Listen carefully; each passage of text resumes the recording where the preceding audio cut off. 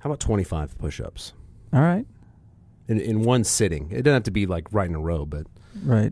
25 would be sitting. I'll do it tomorrow because I was going to do chest day tomorrow. Ooh, yeah. All right, welcome back to the Reverend and the Reprobate. Yep. I'm Dan Gibson. I am Lucas Pinker. Thanks you guys for listening. Yeah.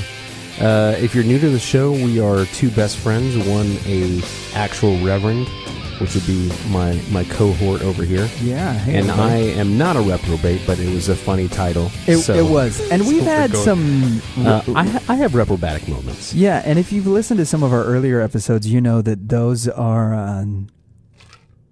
Those are moments that we're quite proud of. Yeah, I probably though our mothers are not. I probably leaned very heavily into them. Yeah. Which, I mean, I still do. But anyways, this is us. This is our best attempt at trying to necromancer both of our respective careers. Yeah, we thought we'd be at a different place with a very in lack life. of respect. Yes. But anyways, welcome to the show. Anyway, yeah, thanks very much. I feel welcome being here, Dan. Good. Thanks for having me on today. Thanks for being here. You're welcome. If you weren't here, I couldn't get in the door. That's true. So thank you. I do have the key to the studio. I would have made a trip out here for nothing. Yeah. It's been a weird week. Yeah, you're telling me. I did. We took the big majority of our chickens out to the farm this week. They went out to their permanent resting place, which makes it sound like they're dying, but they're not dead. We took 20 chickens to Pink Moon Farms. We had an assortment of chickens that we took this time. So there were some Polishes, which are the ones that have like the big poofy heads. We took some, I want to make sure that I get this right, some Starlight Green Eggers, which is a very specific brand to Hoover Hatcheries that went out there. Do they poop out green eggs? They do, yeah. Yeah, they're like a light green, and then you've got the olive eggers, which are ones that... Oh, sorry. The Starlight Green Eggers look like tiny emu eggs. I'm a brown egger. Are you? I could see that. He's very organic. Yeah, it's very organic. Yeah, so the Starlight Green Eggers, it almost kind of looks like Easter eggs, and then you've got the olive eggers, which are some others that we took out there, and then some black sex links that we've had for a while that are now big enough to go out there, as well as several silver-laced black Wyandottes, which are all really cool, very pretty chickens. So they are now at their permanent home at Pink Moon Farms. And so then we decided we were going to blend together the hens that we had left. And there is a reason that whenever we talk about organizational hierarchies, that we talk about it as a pecking order. Mm-hmm. And that actually comes from how chickens... From real life, yeah. So after a couple of days, we have had to take out 6 of the chickens that we had introduced into the big coop, and we've had to take them out because they're still so small that they are getting just completely abused in the new coop. I say that 2 in particular are. One was missing a lot of feathers already because of a couple of heavy rains that we had, and so the chickens were pent up, and so she was one that they had pecked at particularly rough, which just, it stinks. And so there's a lot of people that are like, oh, it's because you don't have enough room. These chickens have like 6 square feet per chicken to run around in, which... They still clump up and peck each other? Yeah, they still like get in this little group, and they've got more than that, more than enough, right? Because 2 square feet is all a chicken needs in its coop. Right? So if a chicken's in a coop and it's got 2 square feet, they say that that's enough to kind of space everything out. Well, anyway, these chickens had like quadruple that in a covered enclosure so that they could stay out of the rain. And yet they still, all of them, clumped into this corner and just spent all day just yanking each other's feathers out because they were bored. I'm like, you've got so much room. Like, I don't know. And also food that aren't feathers, right? Yeah, chicken mentality is beyond me. So, or it's just below me enough to where I don't quite understand it. It's very technically below you. So I would hope so. So how long have you been married at this point? How long have I been married? Yeah. 6 months. So are you trying to set a world record from getting married to transitioning to empty nesters? to literal empty nesters. Yeah. No, the chickens that we have are the ones that we're going to keep. Kirsten's going to be all depressed and sad, and she's going to need to go get a job at the college. So since the last really intense losing of chickens, right? She's kind of checked out. She wants to wait until they're just not going to die all the time anymore. Yeah. Except that now that we're down to the chickens that we're going to keep, and even though we've got them separated now into 2 coops so that the younger ones can get a little bigger so they can kind of fend for themselves whenever we reintroduce them.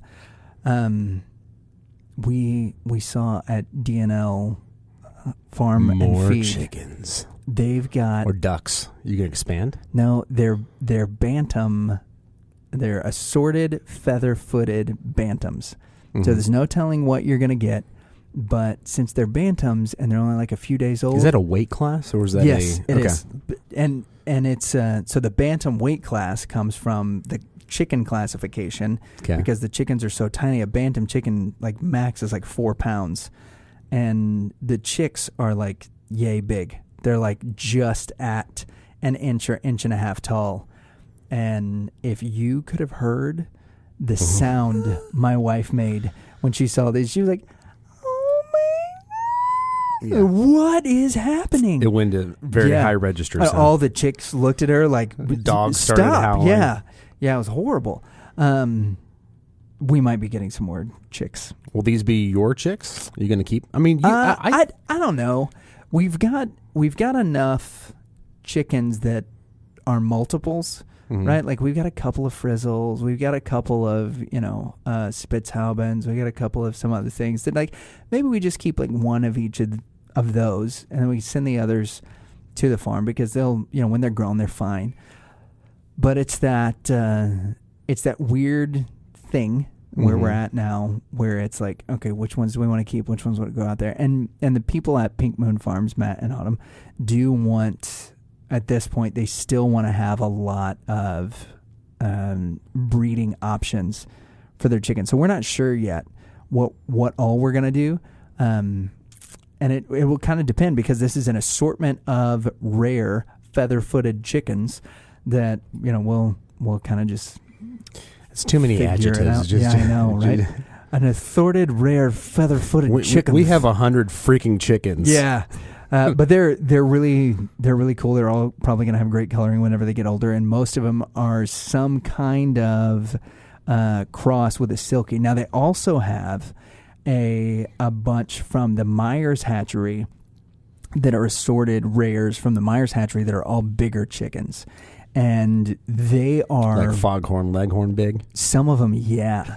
I'll say, boy. We've got one that we named Lady Clucks after the Robin Hood character from the Robin Hood animated movie. We've got her. She is about 2 months younger than our oldest chickens, and she is the same size as them.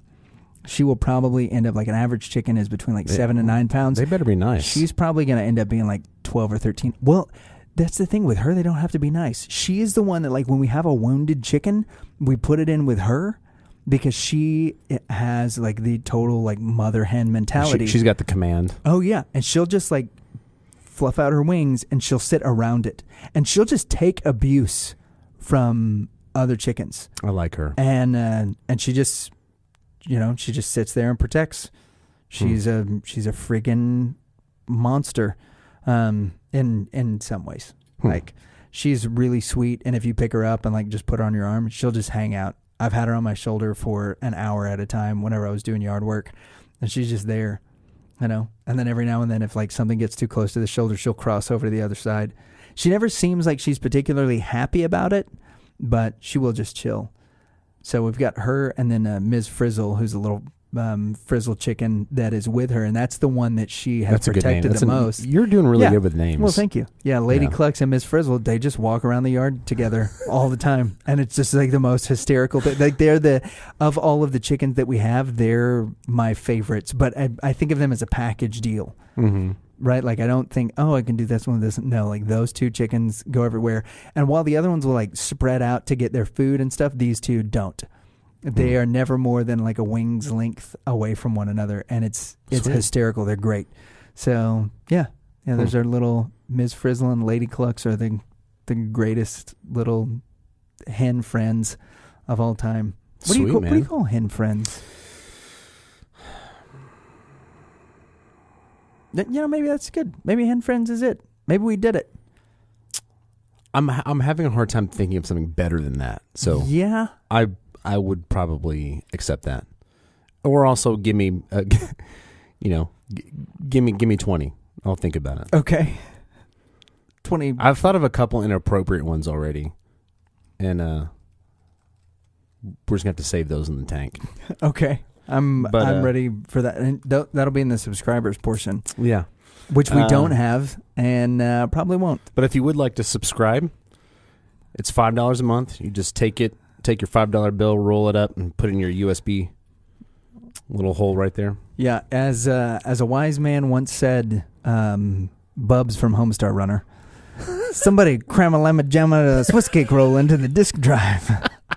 I've gotten my wife to watch several episodes of Homestar. Uh-huh. She does not find it as romantic as I do. I mean, because it's so she has no nostalgia connected to it. She really has no nostalgia connected to anything Flash, which also means, what was the thing on Newgrounds? I forget what it was called, but we used to watch it all the time. Yeah, it's a great start. Was it the stick figure guy? Well, it was kind of stick figure, but it was like a kind of Matrix sort of thing. Yeah, where he would walk in and he would kill just all these other stick, and it would be like a 15-minute video of him just making it. He had to kill stuff. the sheriff. That's what it was. Yeah. And he would clear a room, and they'd be dropping from the ceilings. And it was so amazing. What was the name of that? You were right. Newgrounds was the website. Newgrounds. It had a name. Madness. Yep. Amazing. It's so cool.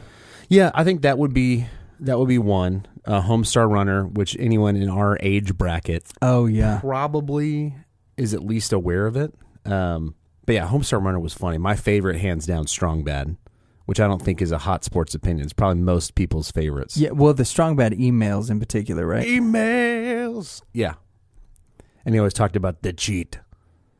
Strong Sad was hilarious. Strong Sad was great. I'm going to quit just describing all of the characters from it, but yeah, it was great. I'm not surprised that she didn't care for it, because in retrospect, like when I watch it now, it's mostly nonsense. I still do like the Strong Bad emails. The Strong Bad emails like stick. Yeah. Right? Yeah. Because like they weren't specific to like this style of humor in this way. Like the scripted stuff was brilliant. Mm-hmm. Like Teen Girl Squad. Yeah. Like, but it's like, okay, so I was listening to, do you know who Doug TenNapel is? We've talked about him before on the show, I think. He's the guy that created Earthworm Jim. Yes. And all that stuff.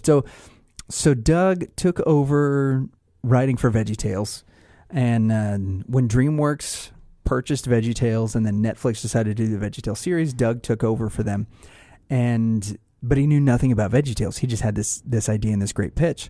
Well, when people were like, okay, you've got to start watching VeggieTales, it's so great, and he never did. And then he watched 1997 VeggieTales in a 2016 context. Well, it wasn't funny. Mm-hmm. He didn't understand why the hairbrush song, that people thought that was hilarious. Mm-hmm. And if you think about it in light of what the other children's programming was at the time, like it's genius. Yeah. But if you think the other was awful. Yeah. Especially church stuff. Right. But if you think about it in light of, which is why I want to make explosions. Bingo. Yeah. Yeah. So, but if you look at it in a modern context, it's a little rough, right? Yeah. And he was talking about it hurts him from an animation standpoint because he's a professional artist and animator, and that there were a lot of things that these guys just didn't do well, and he was having to work with them. And so he really plainly lays out how big a challenge and undertaking this was to go from this tiny studio with this niche market with big idea into that, and now you're putting this forward into a new context and trying to make it relevant. There is not a way that I can see that Teen Girl Squad and Homestar Runner and Hamsar and all of those guys. Yeah. Like, I don't see that there's Marzipan. that there is much of a context where they're still objectively funny, except for the strong bad emails. Because there was no running storyline, there was no premise to anything. It's an email that he replies to, and he picks apart. He doesn't understand it fully, and he's a jerk. Yeah, and it's hilarious. Yeah. And did you know that they've got them all transferred over to YouTube now? Yeah, it took them forever because it was originally in Flash. It took them forever to. These are all the strong bad emails, or every video, everything from HomestarRunner.com. But I've rewatched all of the strong bad videos over the last couple of years. Still hold up. Trogdor still amazing. Is as good as it ever. So if you go YouTube Trogdor, if you the listener / viewer ever come visit my church, I say my church. If you ever come visit the church that I get to pastor, at First Baptist Church, Lake Dallas, 307 South Lake Dallas Drive, Lake Dallas, Texas 75065. You can come Sundays 10 a.m. Or sorry, we've changed all the times now. Sunday morning Bible studies at 9:30 a.m. 11 a.m. is worship. We're back in Bible study on October the 4th. So come check it out. You'll really love it. In every room in this building, there is a Trogdor. It is hand drawn. Yeah. And it is in every room, and in some of the kids' rooms where it's a little lightning bolt, right? That's how he started it. Or something like that. Like he made a consummate V's. Yeah, there it is. Yeah. So if you look at, it's first you do an S and then a more different S. That was how you started it, and then you make, So why do I feel like Samurai had something to do with this? She actually didn't. Oh, really? No, she went along with it. Okay. But yeah, she wasn't one of the curators of this art. Okay. But if you go to any one of the rooms, that there is a Trogdor in every one of them, and it's in the murals that we used to have in the kids department. He was hidden. Awesome. Like he was the. I'm so proud. We had this airplane that was in one, and it was this really cool looking airplane that this. There was this one dragon with this big muscly arm. No, he was a sticker on the dash of the airplane. So she drew an instrument panel on the airplane, and then he was there like as a sticker on the dash next to all like the warning stickers and stuff. It was awesome. But he's not there anymore because that got painted over. So now he's in a new location in that same room. But yeah, he's in every. That was one of the things I demanded when we repainted. I was like, okay, Trogdor. Well, you got to do this. And the people are looking at me like, what is that? And I was like, what is a Trogdor? That is what's going in. It's the Burninator. Yeah. He burninated the countryside. He burninated the peasants. He burninated all the peoples. Yeah. Because he was Trogdor. Cool. So I'm curious if I might ask you this question. How did stuff go on Saturday?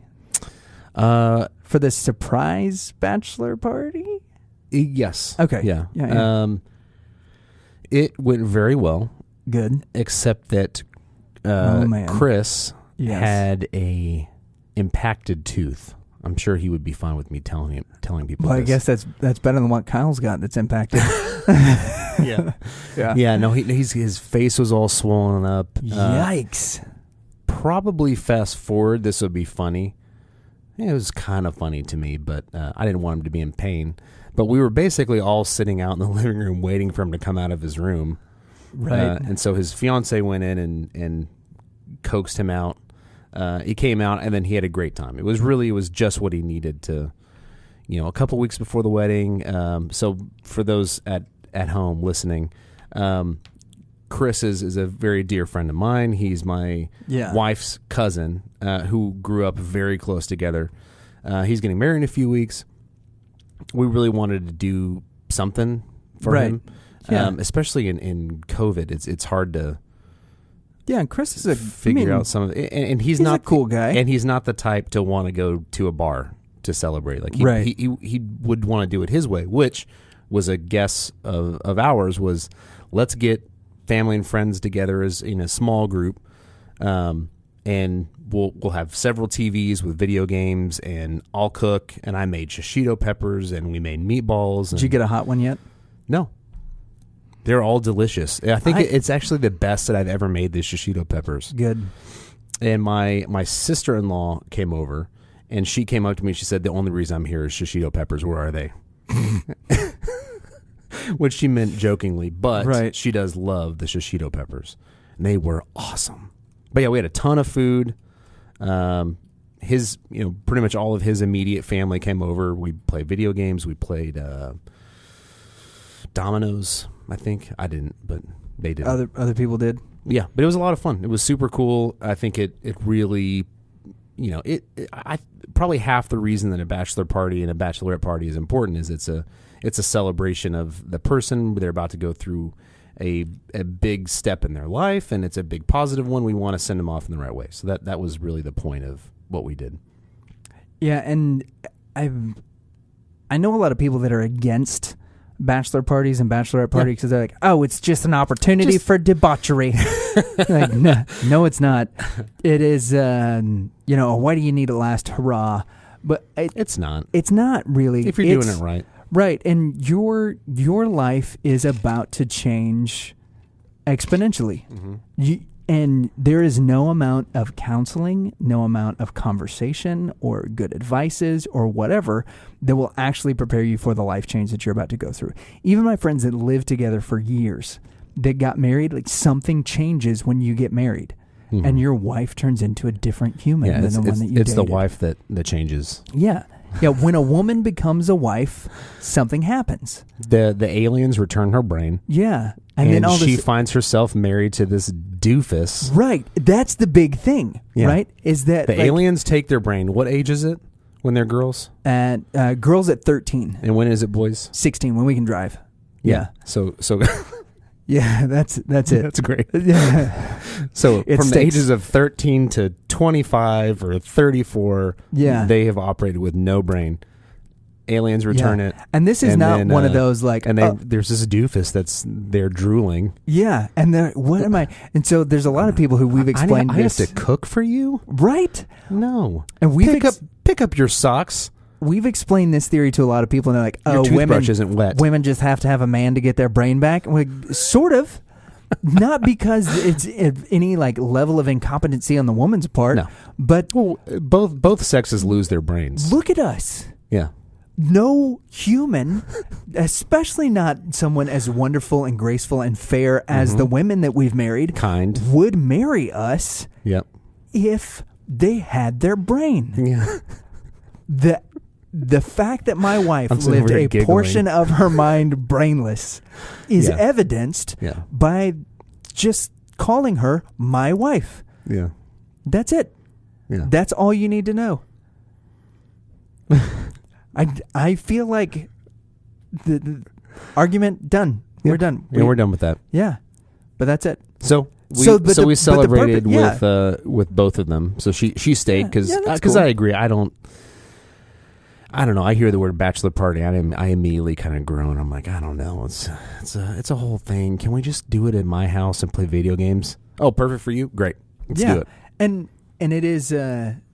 It's not like a last hurrah. And there have been. There's gonna be plenty of hurrahs. Yeah, and there's a lot of stuff that like huzzah. A lot of stuff like stag parties and things like that have really turned the idea of the celebration prior to marriage into something that is bad, right? Where it opens up the doors for a lot of opportunity for things that are potentially harmful to your relationship in perpetuity to happen, right? Yep. But I think if you do it properly, which is just like your last night before, or your last night with your friends before your life changes forever, and it's as much a celebration of that as it is anything else. Like, nobody balks at a work party. Like, oh, we're going to throw them a going away party. Everybody's like, oh, that's a great idea. Let's throw them a going away party. Now, naturally, whenever we think, oh, we're going to throw somebody a going away party, nobody's going to be like, well, there better not be strippers at this going away party. Work parties typically have HR pretty close to, which keeps it tame. Right. And therefore not fun. Yeah, there's that aspect to it. That's my My God alarm. Nice. I had to keep it. Yeah, cool. I was talking to Siri. I don't remember what happened, but I was talking to Siri, and Heather and Kale walked in and started talking, and I just said, my God, and then let go of the Siri button. because I was trying to set an alarm. That's what it was. And it heard, set an alarm for 7 p.m. My God. So I say a little prayer when that comes on. Yeah, so there we go. I thought you'd appreciate that. I enjoyed and I did not turn off the alarm because it's going to come back. I mean, another day. Yeah, oh, okay. Yeah. It's not going to come back in like 5 minutes. I'm going to have to address it again. Right. So, where were we? I know. I Backtracking. derailed it excellently. So the idea of like a work party or like a retirement party or things like that, they're not things that we balk at. And obviously there's a different stigma with it, but it's the same thing. It's celebrating the union that's about to happen. And at the same time, it's an opportunity to, I guess, sort of put to bed your singleness. Mm-hmm. And everyone that I've been to, because I didn't go to ones with like people that I wasn't close with, because I don't want to participate in a lot of garbage, and there are a lot of people. There's a reason that there's a stigma for it, right? Mm-hmm. That when I was with those people, they were these really great, heartfelt times where like our married friends gave really good, solid advice to our friends that were getting married, and we had the opportunities to get to do.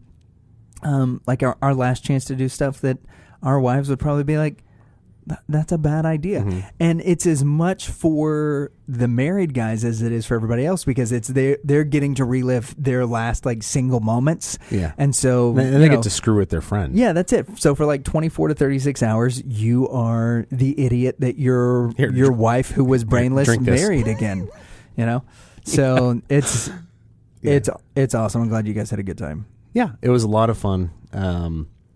Again, I'm down with bachelor parties as long as they happen at my house. On your terms. On my terms, where I don't have to leave. And I got food and TVs and video games, and I wanted to play poker. I didn't get to play poker, but there's a ton of stuff to happen at my house. There's no reason to leave. This is what I've come to terms with. And in fact, I had a no travel policy for 3 months when we purchased the house. That I told my wife, do not make any plans. If there's anything going on, they can all come to us. I'm not leaving. So people had to come over for 3 months. And now I travel, but it's got to be under. I travel? I travel. You drive 25 minutes max? Yeah. Yeah. Here's probably the furthest that I go. I don't even think you can get to the airport from your house in 25 minutes. Like, it'd be pushing it. Yeah. Yeah. So you don't travel? At the moment, no. No. Not for many. I'm in it in the very literal use of the word, that I do travel, but it's for very short spurts. Mm-hmm. Okay, that makes sense. Yeah. I just have no business leaving the house. Why would I do that? I don't know. I'm not one of those guys that... If I were you, I wouldn't. Yeah. I'm not one of they constantly have to be doing something. They're never stopping. That's not me. Can I tell you what I did on my Saturday? Yeah. I went to a gender reveal party. Yeah, tell me about that. I got a bunch of texts from that party. It was... My wife is one of the most generous and incredible people on the planet. Mm-hmm. She has a friend who is having a baby and doesn't have a lot of people around her right now. Mm-hmm. And so Kirsten planned his gender reveal party.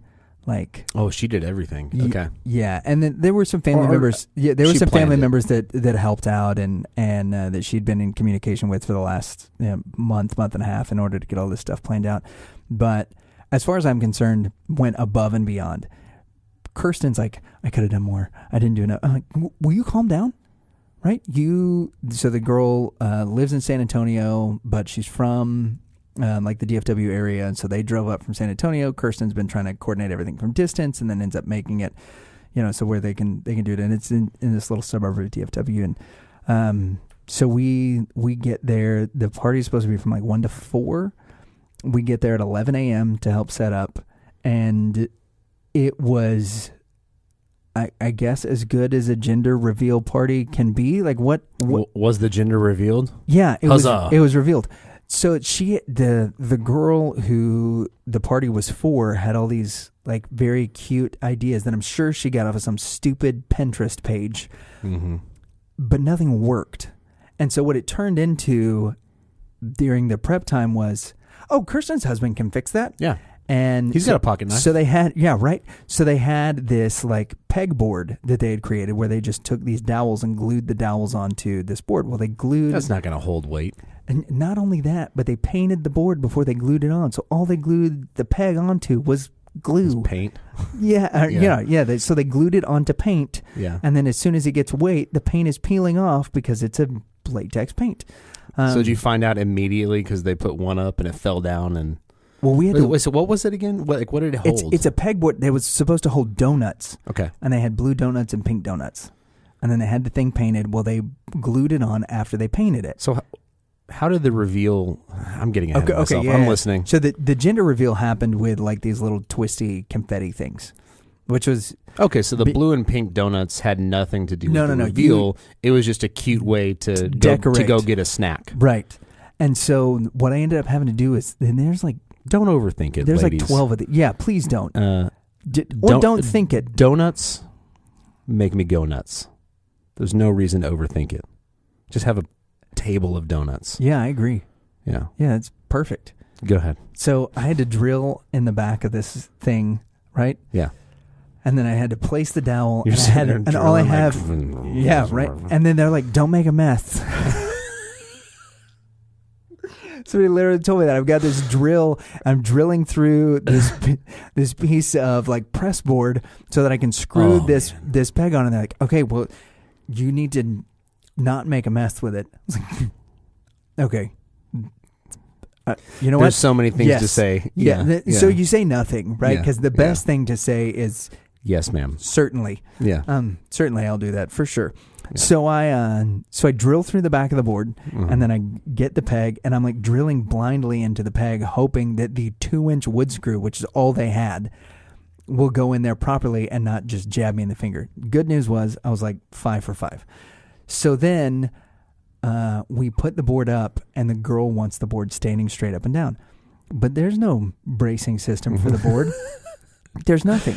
And she's like, well... So did you put on a quick physics class for her? Yeah. 9.2 meters per second squared. Boom. Yeah. So we're like... Actually, 9.8. Her mom's a physics teacher. And so there's these decorations that she wants on the wall, and she wants the board to not cover up the decorations. And so, like, we can put the board at an angle, or we can put the board at another spot. She doesn't want... Is there anything else you'd like me to do? She doesn't want the board at an angle. She wants the board to stand up, but she's got no supports for the board, and now the board's supposed to have weight on the front of it because of the donuts and yada, yada. So she was like, I just don't know. I need a quick fix, blah, blah, blah. And so they are trying to, like, engineer some kind of thing where they can just stack stuff up. Meanwhile, I go grab a piece of scrap wood and a cardboard box, and I just screwed so I had the thing, and then I put the box, and I put the piece of wood inside the box, and I screwed the piece of wood in so the box is sandwiched, and then I filled it with horseshoes. And they're like, what's that going to do? We need a real solution. It's going to do the stupid thing that you want to do. Yeah, I put it on the table, and I was like, can we stop with this now? They're like, that's just a cardboard box and horseshoes. Like, I know. You know what else it is? Working. It's fixed. Yeah, that's what working it is. Is what it is. So I get all this stuff fixed. And I've done so with a smile on my face. Are you planning on keeping this as a permanent fixture? My wife. It's not ours. It's not ours. Yeah, and it's not even something that like Kirsten put. But if you're not planning on making this a permanent fixture, they did want to keep it. Okay. I'm right. Okay. Yeah, I know. So hire a handyman. Yeah. So I do all that, big smile on my face. Good job. I would too. I'm a hero in my wife's eyes. I would too, but I also would be talking crap about it. Right. Yeah, so I'm a hero in my wife's eyes, which is really what counts. Yeah. Right? Like you want to make her look good. Yeah. And so I walk outside. Now the parents of the father and the parents of the mother have never met each other. Okay? So we're at who's this attractive young man? Yeah, so we're at fixing stuff. The parents of the mom's house. He's going to make a great father. So we're at the mother's folks. So the maternal grandparents. Okay. Outside are the paternal grandparents. And I walk outside, and the paternal grandmother looks at me, and she goes, are you... And I'm not going to say the mom's name. Are you her dad? I was like, no, I am not. I am Kirsten's husband. And she goes, oh, I don't know which one Kirsten is. I'm not familiar with all these new people. So I walk back inside. My wife is younger than the mother of this child whose gender is to be revealed. And I just walked over to her and I was like, I love you. But this lady just asked me if I was your friend's dad. We can never come here again. And she just starts cracking up. And she was like, who was it? Who was the lady? Come to find out, like later. It's the paternal grandmother. It's the paternal grandmother who, as we're like all sitting at a table together and Kirsten's like telling stories and everything, she's like, oh, so this one's Kirsten. It's like, and she goes, is there an age difference between the two of you? No. There's an age difference between every human being that exists. There's always an age difference. Someone's always older and someone's always younger. Yeah, even if it's twins. Unless there is an older twin, right? That was birthed first. Mm-hmm. Yeah. No, not in. Is there an age difference between the two of you? Yes. So that sounds so the finale less cool. Oh, we're not even at the end. No. So this young lady was very particular about what she wanted. Mm-hmm. And was a little upset with her dad because her dad wasn't there when she wanted him to be there so that she could pop off the little confetti cannons, which were blue because she's having a boy. So you were standing? I was not. Okay. Though I could have been, apparently. As the father. The dogs. Of the mother. Yeah. Wolf. You're the baby's mama, daddy.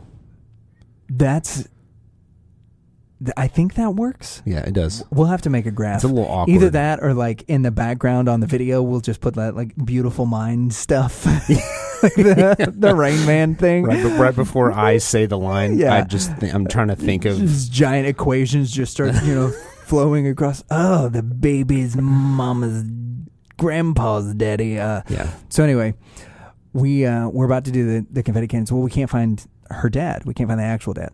And his place, he's got this giant ranch that we're on, and they left the dogs out at their house. Who? The dad didn't. He just let the dogs be in the house. Yeah, great. Thank you, Baja man. So you're horrible. Yeah, I know. What's worse is that it took me a second to get it. And I'm like, you're like, who? I'm like, the dad did at the house. Sticking it out. Let the dogs out. Who? Yeah, that'll be fun to review. Who? Okay, go ahead. That was the Baja Men, right? Yep. Yeah. I think so. Yeah, the one-hit wonders of Who Let the Dogs Out. How that became a famous song and nothing we did. I'll never know. Just like the doggy bounce from Fly the Conchords. Oh, I don't know if you remember that? Oh, man. Super specific reference. Let's not go into it. But. Nope, sorry, inside jokers. So we're looking for her dad, her actual dad. Mm-hmm. And the dogs were at the house, and we're just at the house. And what kind of dogs? He had to run up just a couple of really good looking mutts. Yeah. Okay. They ate all of their heartworm medicine for like the next 10 months, which apparently is like super deadly. So they're very healthy. Yeah. No, they're about. So the dad had to drive them to the vet. Is that where he went? No, because it's Saturday afternoon. We can't hardly get a hold of a vet. So we get in touch with my sister-in-law, who is a vet. Mm-hmm. And works with a lot of animals and helps with research and development and is brilliant. And she's like, you're going to have to like just make the dogs drink hydrogen peroxide until they throw up. Ugh. So that's what he does.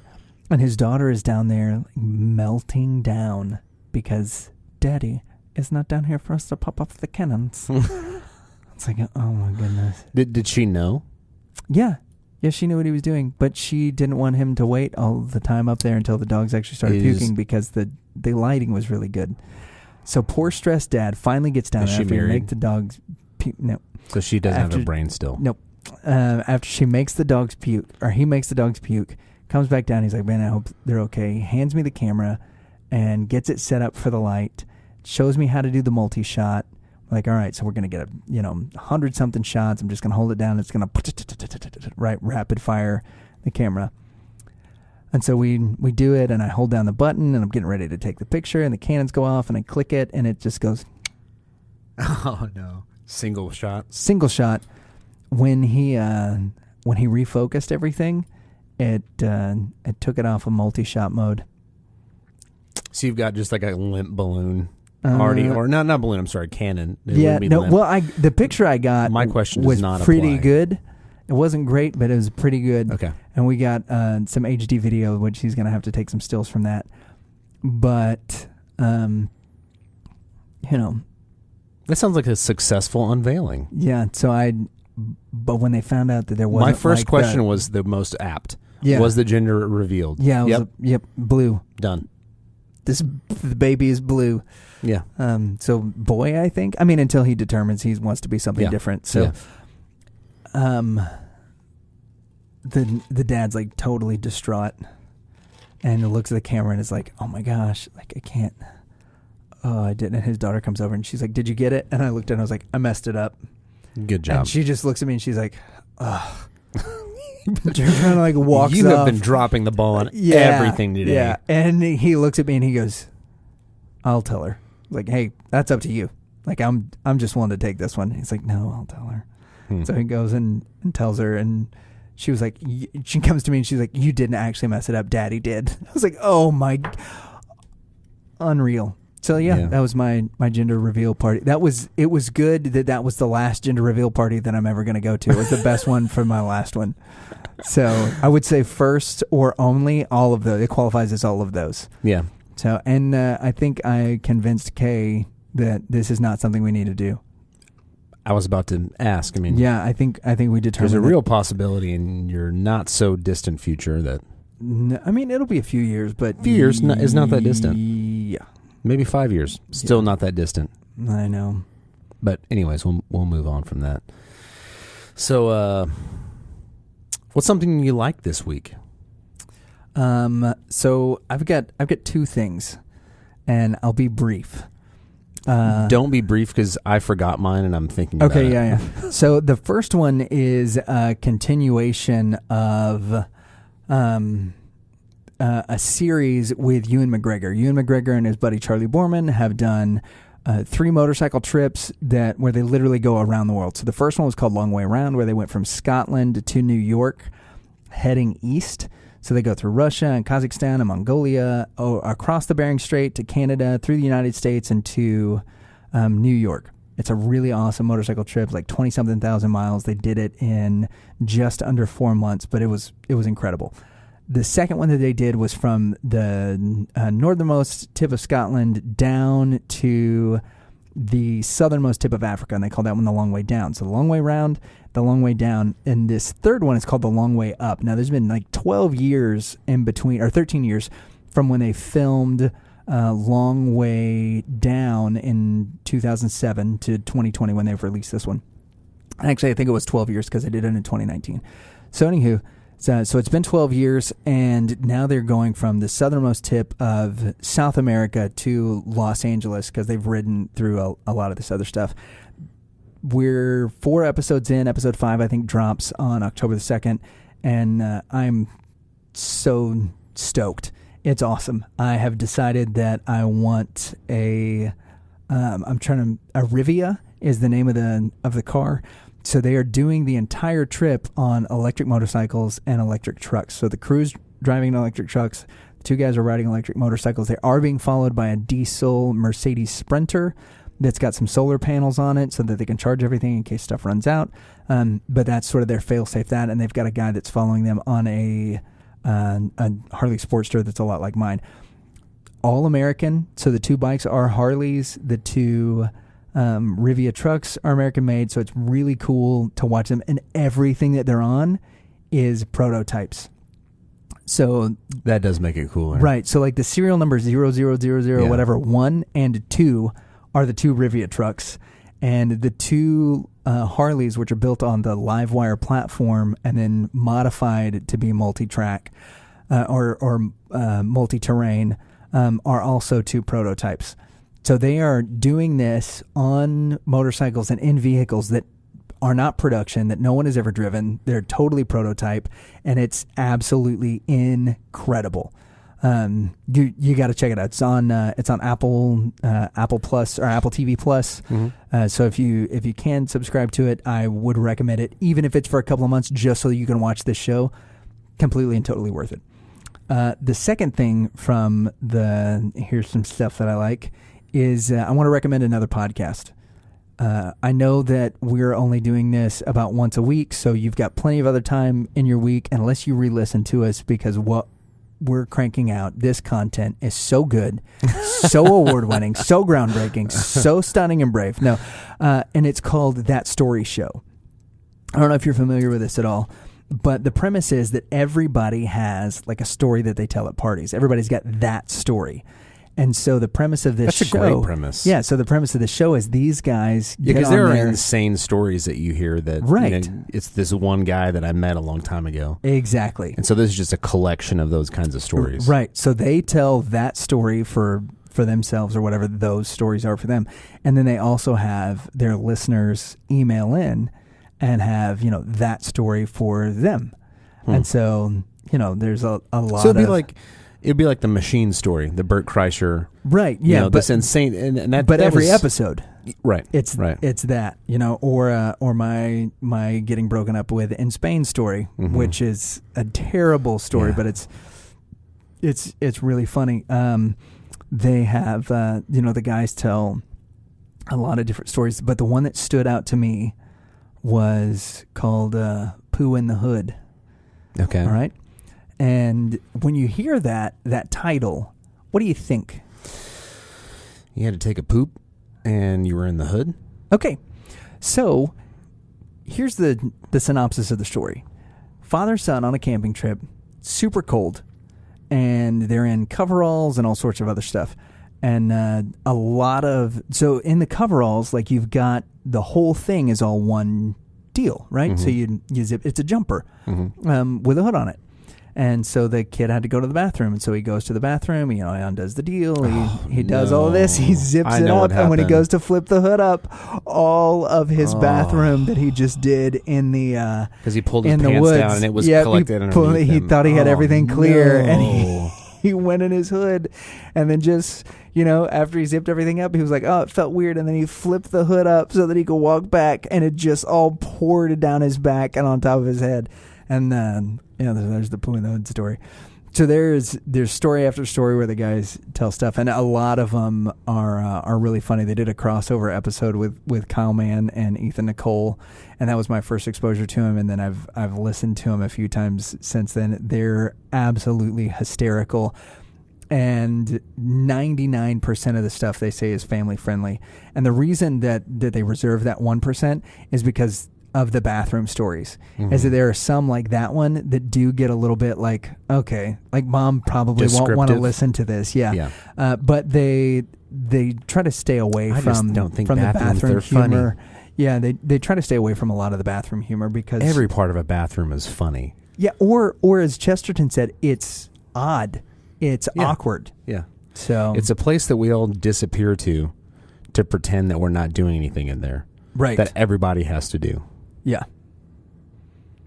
It's the most shameful act. It's just insane.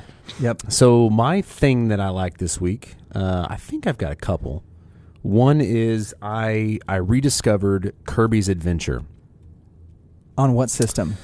Well, it came out on NES in 1993, I believe.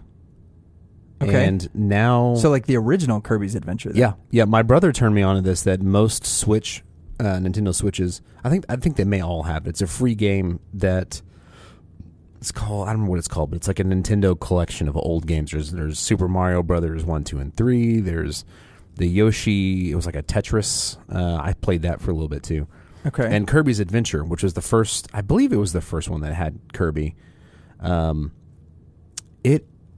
loved it growing up. It was one of my favorite games on NES. There are some really cool levels in it. I'm going to sneeze.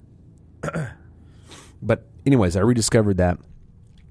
Got to play it. I took a couple days off the end of last week and the beginning of this week, so Monday. And I just kind of took it easy, which I think I needed it. But that was one thing I did. Another thing that I discovered was Ted Lasso, which I don't think we've discussed other than I said you should watch it. Right. It also is on Apple TV Plus. It is fantastic. Jason Sudeikis as Ted Lasso, which, from what I understand, from talking to my Uncle Calvin, another Calvin reference. Naturally. It started out as... Are you a Calvinist? Hey, that's what we should. We should make shirts that said "I'm a Calvinist," and it's just a silhouette of your uncle. I think that'd be great. All right, cool. I'm in. That's a great idea. Yeah, people will be like, "That's not Calvin." You're like, "Yes, it is." So NBC acquired the streaming rights, or I can't think of the word again. And we just got done talking to a guy who does all of this stuff. I know, but they got the rights to show some of the British football games. Okay. And to advertise it here in America, they had Jason Sudeikis on. From what I understand, he kind of improv, or he created this character. I don't think it was from SNL. I think it was just something he made up. Ted Lasso. Okay. Where he's this American football guy from Kansas, corn-fed, and he ends up going over to England. There's a club that brings him over to coach, to be the manager. Okay. And as you can imagine, they don't take too kindly to being told what to do a Southern boy coming over. And he slowly ends up. It's got a ton of heart. Very funny. Miss Jason Sudeikis. Yeah. But we are. The end of season 1 hasn't come out yet, so it's still a new show, but awesome. I can't recommend Ted Lasso highly enough. Yeah. All right, so I'll check that out. Ted Lasso, and then Kirby's Great Adventure. Yeah, Kirby's Adventure. Kirby's Adventure, not Great Adventure. Yeah, that was a Stephen Curtis Chapman song. You remember that? Oh yeah, with the horses. This is a great adventure. I remember it.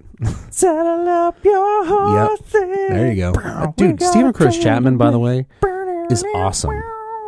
I listened to some of his stuff not that long ago. I don't know, it holds up six pretty months well. ago or so. Stephen Curtis Chapman was one of the few people within CCM, which for those of you who aren't familiar with church lingo, as we talk about that, it's contemporary Christian music that was actually just trying to create creative, good music. Yeah, he's an artist. Yeah, he wasn't using it as a money-making venture. It was, I want to do this and create good music. He wasn't like, there's a good market in CCM, I'll go over there. I think that the average person would be appalled at how many artists, in scare quotes, how many artists actually don't believe what they're saying or singing and are doing it completely to...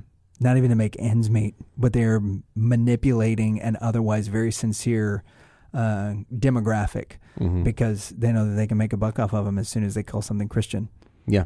That there's a lot of, and this happened so much in the late 90s and early 2000s, is they repurposed love songs and sold them to worship companies, or rather worship companies bought love songs from songwriters. And made it about God. And since it was a worship group that was singing it, they were like, oh, that's a worship song.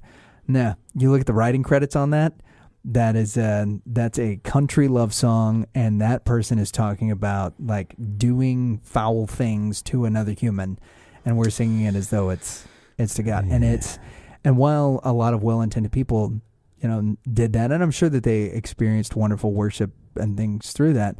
Like that's just one of the, as far as I'm concerned, that's a horrible black eye on an industry that we worked very hard to survive in for a long time. It's very disingenuous. Oh too. Man, Stephen Curtis Chapman, I don't think has ever been one of those people. Yeah. Plus, he puts on an awesome show. Yeah, and his music was cool. I don't remember when it was. It was a long time ago, but I saw him play some local big church here in Dallas. Yeah. And it was a killer concert. I mean, he's awesome. His band was great. And he's a phenomenal guitar player. Yep, songwriter, guitar player. Yeah, he's good. Singer. And boy, that poor guy's been through some tragic stuff. I haven't really followed. So, and I want to make sure that... let's have him on. That I am so down if we want to get Stephen Curtis Chapman on. That would be... But there was a really weird thing, and I'm pulling up the story right now to make sure that I can get it right. And so he's got his kids are in a band, which I think is really cool. But one of his children died. And so his daughter died a couple of years ago. And I want to make sure that I have this right. She was in the driveway, and her brother, who's a teenager, was backing up the SUV, and she was so small and had run across the driveway like right at the exact moment, and he ended up accidentally running her over and killing her. That's why all moms are crazy. Yeah. Because they hear this story, and, right. and I'm like, what are you talking about, to my wife? I'm like, hey, he's fine. Yeah. I let my son hold on to the back of my tailgate this last week with a Razor scooter. I mean, I went like... Yeah. I know. It was like impulse speed. I say I know. I believe you. Yeah. Yeah. And I told him ahead of time, it's like, we're going to go down like 3 houses, straight line. We're in a cul-de-sac. Very little danger. Heather was... She had it up to here. She was having none of it. Yeah. It was like, no, he's going to die.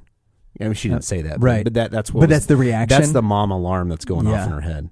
It's because of all these real cases that dads go, that's fine.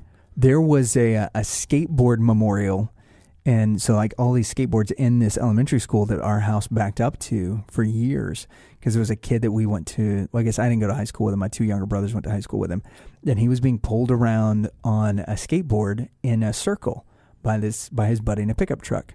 And so they had tied a rope onto the trailer hitch, and he was just being pulled around in a circle. Rope is a bad idea. And, well, he fell off the skateboard and wasn't able to get out of the way of the circle, and they crushed him. And it took like 3 weeks before they were able to clean the spot where the kid passed away on. But there were, they just took it down, I think, this past year. But for a good 15 years, there's been a memorial where he passed away that was like skateboards from, I mean, we took one of ours over there and stuck it in there, even though we didn't know the kid very well.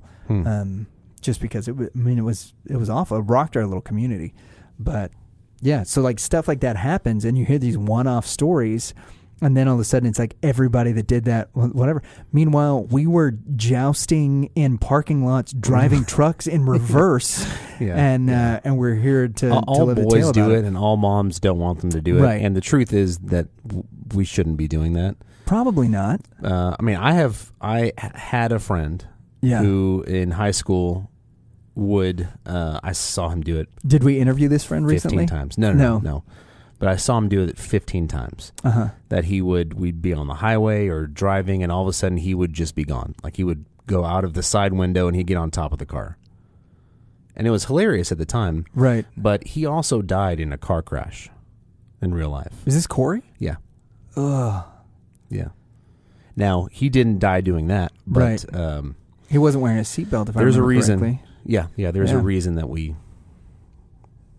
that moms think that their babies are going to die. Cause there's a lot of them that do. And let's not do this dumb stuff. But going 3 houses at impulse speed in a cul-de-sac. Yeah. I did it as safely as I could. I think you're good.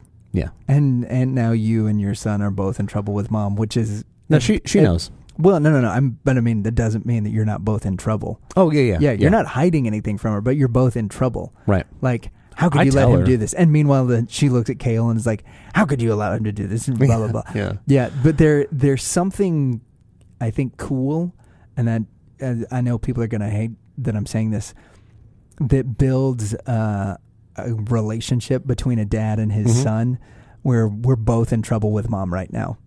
Like there's something about that you're like, oh, yeah, well, we're both in trouble. Like, that's fine. Yeah, we can both be in trouble. That's we'll be in trouble together. Yeah, we're in trouble in solidarity. Yeah. That's kind of neat. There was one thing that we both thought was pretty good this week that we haven't mentioned, and that is the Chef Eddie G. And I can't remember how do you say the last word. Locavore. Okay, Chef Eddie G. It just means Locavore. you're a local diner. Like you eat things that are grown locally. It's a hot button. It's a hot button. It's locally locally grown, sustainably farmed, all of that stuff. Yeah, I think. Yeah, so Chef Eddie G. Locavore is a show that's on Amazon Prime, and we got the opportunity to sit down with the executive producer of that. Yeah, Dr. London Williams. Super cool guy. Yeah, he was absolutely a phenomenal interview. And so if you are watching this, you're going to see a set change as we jump into our interview with London, as he talks to us about his transition from being a music producer to... Yeah, he's got an awesome story, too. Yeah, music producer, now producing film. He's got a PhD. He taught up in New York about management strategies, was a venue manager for the biggest venues in the world. And I was surprised to hear about the Death Star. Yeah, he helped do that. He used to manage all the concerts and everything that came to Wembley Stadium. I mean, the guy has been nothing but successful in anything he's touched has turned to gold. But it's come from until he came on our show. Yeah, until he came on our show. But it's from a lot of hard work. We get into a lot of cool stuff. So here's our interview with Dr. London Williams. Hope you guys enjoy it. And as we have said multiple times before, part of the fun of our show is getting to interview people that we have no business talking to at all. And today is no exception, as we have executive producer extraordinaire Dr. London Williams. Yeah. So London has several different movies that he's done. The award-winning Outgrown, the Raw Black Funk. We've got what's the one with Natural Hair? Is that what it's called? Yeah, Natural Hair the movie. Natural Hair the movie just celebrated over 2 million streaming, and the big one right now is Chef Eddie G. Locavore. Yes. Which I originally thought was Eddie G's last name. I thought it was his name too. Yeah, I was like, wow, so G's his middle initial. That's kind of cool. But no, Locavore's actually got a cool meaning. We'll get into that here in a little bit. And he's a New York-based chef, right? Yes, he is. Yes. Okay. Mm-hmm. So is his food amazing? His food is amazing. Yeah, it looked good what he was making. He always tells me that I'm based wherever my backpack is, that type of thing. But awesome. He's from New York originally. Yeah, but Locavore is one who eats food. It's a local. Grown locally, whenever possible. It's a great idea for a show too. Yes. Because I mean that's my favorite thing of traveling is eating the local food. Like I don't. That's right. I don't want to go to L.A. and go eat Olive Garden. There you go. Yeah. So, but that is you can find that Chef Eddie G. Locavore is streaming on Amazon Prime. You get 4 episodes out and some more coming. Yes. As you had some COVID delays, which I'm sure we'll get into that as well. But I want to start on a personal note, if I can. If we can just start the sappy music in the background, I want to start on a personal note. I just want to thank you for the last decade of friendship. Oh, thanks, man. London and Danley. I don't know how much of this that you've pieced together, but a lot of the national acts and the big acts that I got to work with and play with were because of London. A few episodes ago, we were talking about Hamilton and how cool it was that Hamilton was something. Yeah, and you got all butthurt about it. Yeah, I did. That's actually not what happened. It's not. But we were talking about how cool it was, like the reimagining of historical characters and in a modern framework and seeing them recast. And one of the things I was talking about was being the white guy that was playing with R&B acts, and that I had to have some of my black friends that went to bat for me that said, no, not only can this kid do this, but he's actually pretty good at it. And London was the guy who got the final word on it, who listened to me play bass one day and was like, you know what? I think that'll do. And it felt like that moment from, you've seen the movie Babe, where the farmer's like, that'll do, pig, that'll do. That's what it felt like. I was like, I made it, I get it. I know. Yeah. No, it was awesome. So this bass player with long blonde hair walks in. Walks into a He says, hold on, I've got to get out Eleanor. Yeah. The name of my bass. Yeah, pull out this I'm sure, 5-string sparkly bass. I'm sure there's question marks everywhere. We literally, so this was, where was the studio? It was in Garland, right? Yes. It was actually in Garland. Yeah. Or was they Grand Prairie? No, it was actually in Garland. Yeah. I had 3 or 4. So Yeah. So that was in Garland. We came up. I rolled up to the studio 1 a.m, and there's a hardcore rap group that just got out, and they're looking at me like, you're like, hey guys. Yeah. They had one of the guys asked me. He goes, "Are you are you the right place? It's like, I think so. There's bars on the windows. Yeah. And I walk in and come around the corner and got to do a little audition. And I did not look like I belonged there. I'm going to be honest. I was wearing a pair of 501 jeans that I had. Boots? Yeah, that somebody helped me get into. Some ostrich skin boots. I had on like a bunch of rings. That was skinny jeans first came out, right? Yeah, that's exactly right. And anyway, so I did the audition, and London was one of the first people who was like, I'm willing to look past you and to see that you're actually talented and not just a knucklehead. Yeah. And that was a big part of my maturing into not just becoming a better artist, but just a person in general. Because I'd never really had. I've got some great people, but I've never had to have somebody, go to bat for me, and you did, and that's definitely changed the way that I've interacted with other people, realizing how important it is for people to have an advocate. So, as my buddy, man, thanks very much. No, thank you, man. I've appreciated it over the years. Thank you for your friendship. Yeah, no sweat. yeah. As I've been, what London really means is, hey, you know what? I will keep you around, you little mooch. So, that's an awesome. So let's catch up. Let's talk about. So you've gone from music, which is where I met you, to now you were doing film and television, which is that seems like a crazy jump. I would say it's not too much of a crazy jump because I feel like all entertainment is in the same vein because.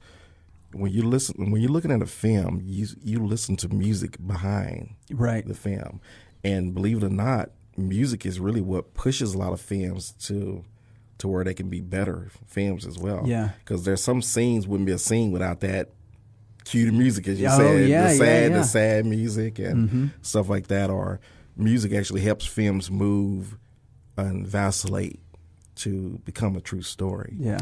I remember watching, I don't remember what show it was, but it was a symphony of some kind.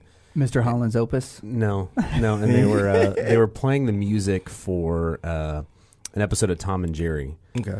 And they dropped the music suddenly, and the show becomes, almost unwatchable. Like there you go. Yeah. It's just the cat and the mouse run around, but with the music, it adds all of these layers and these levels. There you go. Well, you did some stuff at Real Effects whenever you were there, where you took. I played ping pong. Yeah. Oh, okay. No, he took.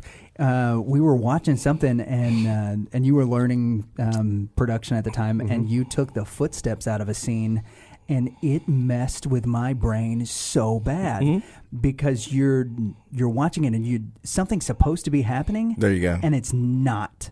And I know that it's supposed to be happening, and all these other sounds are happening, but it was. I think it might have been an equilibrium, like Christian Bale's walking down a hallway with no footsteps. I think about it all the time because it just hurts. Wow. I'll hear movies and I'll go, that doesn't sound quite right. Like the post effects where they're adding, pan clanging together or whatever for a door slamming. I'm like, that wasn't the right sound. How when people watch this or listen to it, that my voice sounds markedly different because we add some richness and stuff to it that they won't hear if they hear a Sunday morning sermon. Yeah. Well, you're like, hey, y'all, we're going to praise the Lord. You put a little bass in there. Yeah, that's exactly right. We modulate it.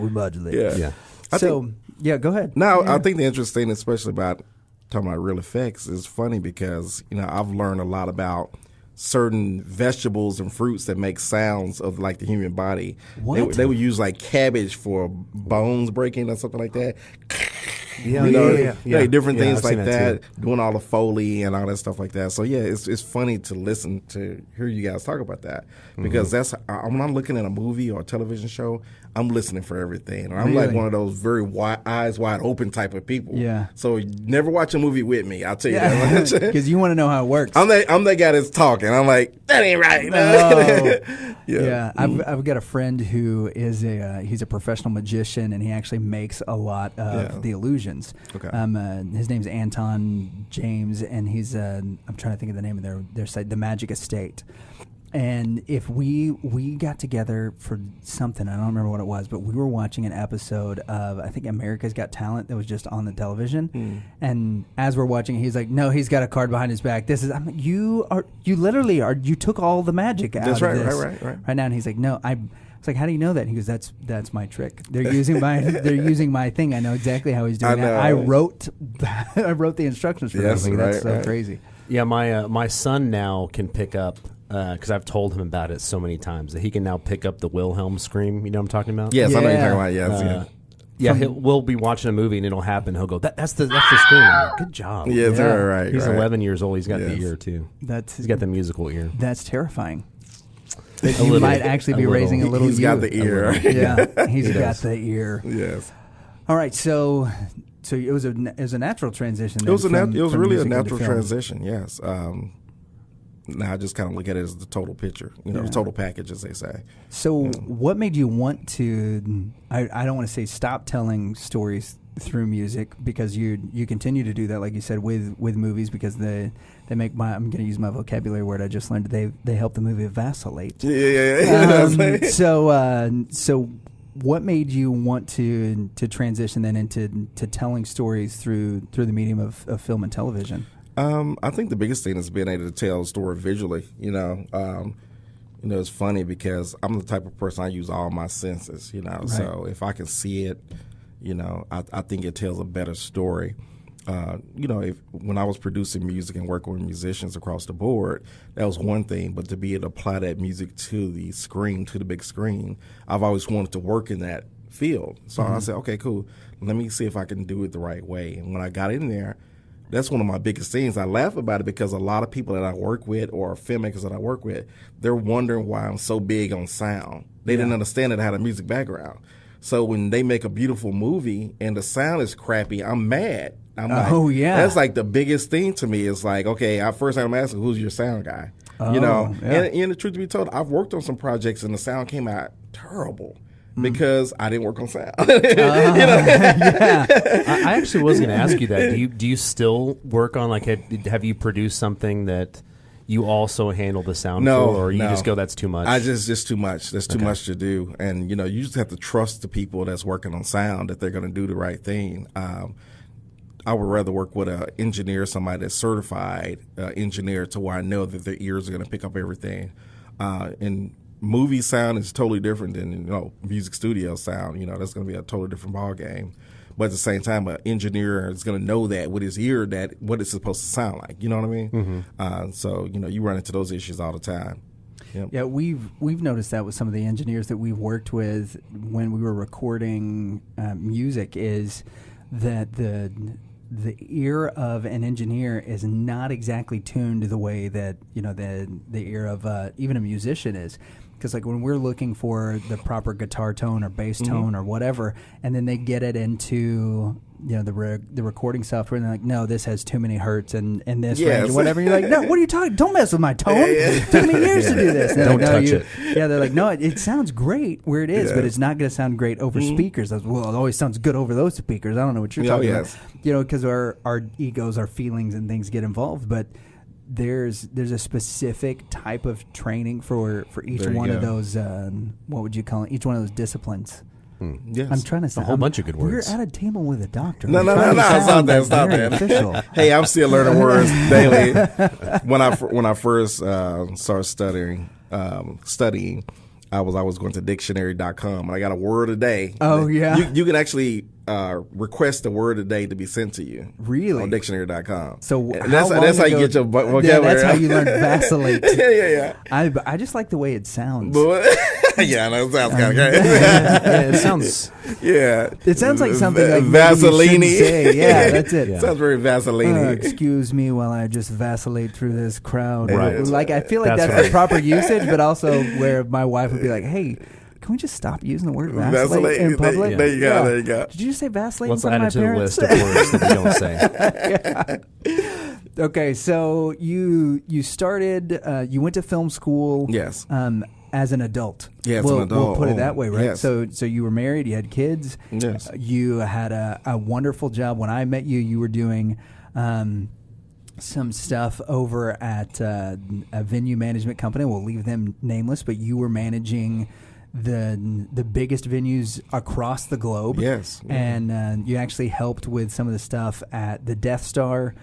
So we'll just allow all of that to work in Illusion, which, when I first met you, I was like, that's incredible. And you're like, yeah, this is not really what I want to do. Like, you had a great car. You had like all of the things that young Lucas was looking at. And I was like, no, this dude is super successful. And you're like, I'm not really interested in all this right now, man. I ain't trying to do any of this. I really want to do something that I'm passionate about. And I was like, well, I am passionate about driving your BMW. So how can we make that happen? Yeah. So you've always been somebody that's been very inspired and very driven by their passions. And so what was going to film school in New York, leaving the family in Dallas, for how long was film school? How long were you there? I was there about a year and a half. A year and a half. Yeah. But I was there about 2 years, but the program I was in was about a year and a half. Yeah. So how does that conversation go with Mrs. Dr. How Williams? did that go? That conversation is more like, honey, I want to change what I'm doing. I'm not happy. Right. I think I've hit as you hit your roadblock and you're like, man, I'm just to the point to where I just hit that mental roadblock on what I want to do. And I basically gave an example because when I was teaching that SMU, when I was teaching there, Go Ponies. Right. when I was teaching there, I actually looked out across the audience. I looked at the class. And everybody's heads was down in their phone. Oh, man. And I was like, oh, my God, how did I get here? Yeah. How did I get to a point to where I'm teaching a subject? At that point, I was teaching sports management, and I was also teaching event management. And I'm teaching a topic that I had so much passion and love about, to look out on this audience of all these people with heads down into their phone because social media just hit, Right. Instagram, everything that just hit. So we had people head down. So now you're teaching to a heads down generation. And that was one of my deciding factors to say, hey, I'm going to do something I really, really love to do versus simply trying to teach these people with their heads down to where they're learning. Don't get me wrong, they're learning. But at the same time, I want to feel like I'm really contributing. And what I felt like my contribution was going to be to where I can create projects that I wanted to always create. So that was part of my plea when I said, hey, I'm the thing that they're looking at when their head's down. Yeah. You're gonna have to influence them from the screen. There you go. So that's part of my discussion with the missus. And when we had that discussion, I decided to leave, and I left, and I said I'll be back on the weekends. Man. But that was a lie. The weekends never really happened. I was like, okay, good. I came on the first couple of weekends, right? But then what happens in film school, you get pulled on the projects that only shoot on the weekends. So now you're like, okay, now I'm in school all week and I'm shooting on the weekends. So then you start looking at the missus like, man, I'm sorry I can't come home this weekend, but I'll see you next weekend. Ooh. Next weekend turned into like, I'll see you another weekend. But it was always those type of things to where you're coming home like 2 months later. Yeah. Did she ever come visit you and get to experience New York? No, she never wanted to come up there. She was a New York done. person. She's not a New York person. See, that's my wife too. I've only been once. I was there for like a night, basically. Yes. But I spent the whole night exploring New York. My wife would have hated it. Yeah. My wife, she hated it. She never really wanted to come up there. Because they heard all the bad things about New York. New York is a very cultural city, but it was a poet. I can't remember his name right now. He always said, "Go to New York, but don't stay too long. It'll make you hard." Yeah, So I learned that from that poet. Just don't stay too long, because as you go to different places, you realize that the places that you're at, people don't have the same values that you have, and you literally learn what it feels like to get stabbed in the front versus stabbed in the back. There was a whole saying about LA people stab you in the back, New York people stab you in the front. And you learn that real quick just by looking at somebody and you're doing a deal with them, and all of a sudden they change their mind in the middle of the deal, and you're like, you just lied. They don't know what a lie is. Hey, what's a lie? No, I didn't lie. You're wrong. You're right. You're like, huh?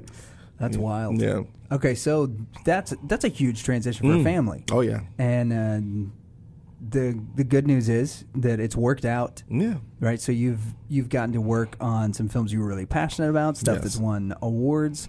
And if you're not familiar with the way that a person's career runs, You might not know that the very first movie that London did is like one of the most raw films that I have ever seen in my life. I will tell you right now. No. Okay, it's awesome. I will say that it's an incredible movie that you should never watch with your children. Yeah. There's a bunch of movies in that category. Oh, yeah, I know, right? Yeah, but there's, I think, like for instance, like with Tombstone. Right? Tombstone's one of those movies that you want to watch with your kid one day. Black Funk is an incredible movie that I feel like was something that I needed to see, but it's one of those that I've got in the category of, okay, I've experienced that, and I felt this whole up and down of emotion and just craziness that was in that movie. But like the only thing I can liken it to is The Joker with Joaquin Phoenix. Yeah, was an incredible movie, but I was exhausted by the end of it. I don't know that I could I could take watching that again. And that's kind of where Black Funk took me, and then finding out that so much of it was a true story. And all that. So how do you get hooked up on that kind of movie to start your career, and then move to now I'm traveling with places with a chef eating great food that you can not a bad gig. Not at all. So talk to us about like how your career mapping's gone, how you kind of swung from point A to point B. Well, I always tell people that sometimes you don't pick the movie picks you. It's a true story. It's happened to me 100 times. Yeah, you're like, hold on, how did I get this gig? You know, I'm just being an idiot. I know, right? So I'm like, how did I get this gig? Like that was the first feature film that I worked on. I worked on numerous short films. I worked on stuff with Facebook. I worked on stuff with other producers, but they were always short film projects, short narrative film projects. So this was the first feature film, so I was excited. But one thing I didn't know was the fact that this film was actually almost like a 50 Shades of Grey type of book before it became a film. I did not know that either when I started this movie. I watched this movie because it was something that my good friend London had worked on, and I was like, I'm going to check this out. Yeah. And you had sent me a message to let me know what it was, and it was streaming, and then you sent me another one that I did not see that goes, hey, bro, be careful watching that movie. Don't watch this with grandma. Yeah. But by the way, where could we find this now? It's on Amazon and... Is that it's still streaming on Amazon. Cool. Yeah. I've been on there like 3 years now. Yeah. So you started off with that, and it was kind of the Black 50 Shades of Grey, but it was the guy's life story, and so you saw the script, and then you started reading the novel. So what's your mind doing when you start reading these novels? Well, the thing is, I didn't really read the novels until we almost finished the script, until we almost finished shooting, because like at that point, once you were hired on the production, you don't have time to read. Right. You're like, I've read this script, now I'm outlining everything, I'm putting things into movie magic programs, I'm scheduling, and I'm working with the actors, putting out contracts. So you're literally going into event mode, right? To put everything together. And then you're like, okay, great. So as you get some downtime, you're like, okay, cool, I'm going to pick up one of these books.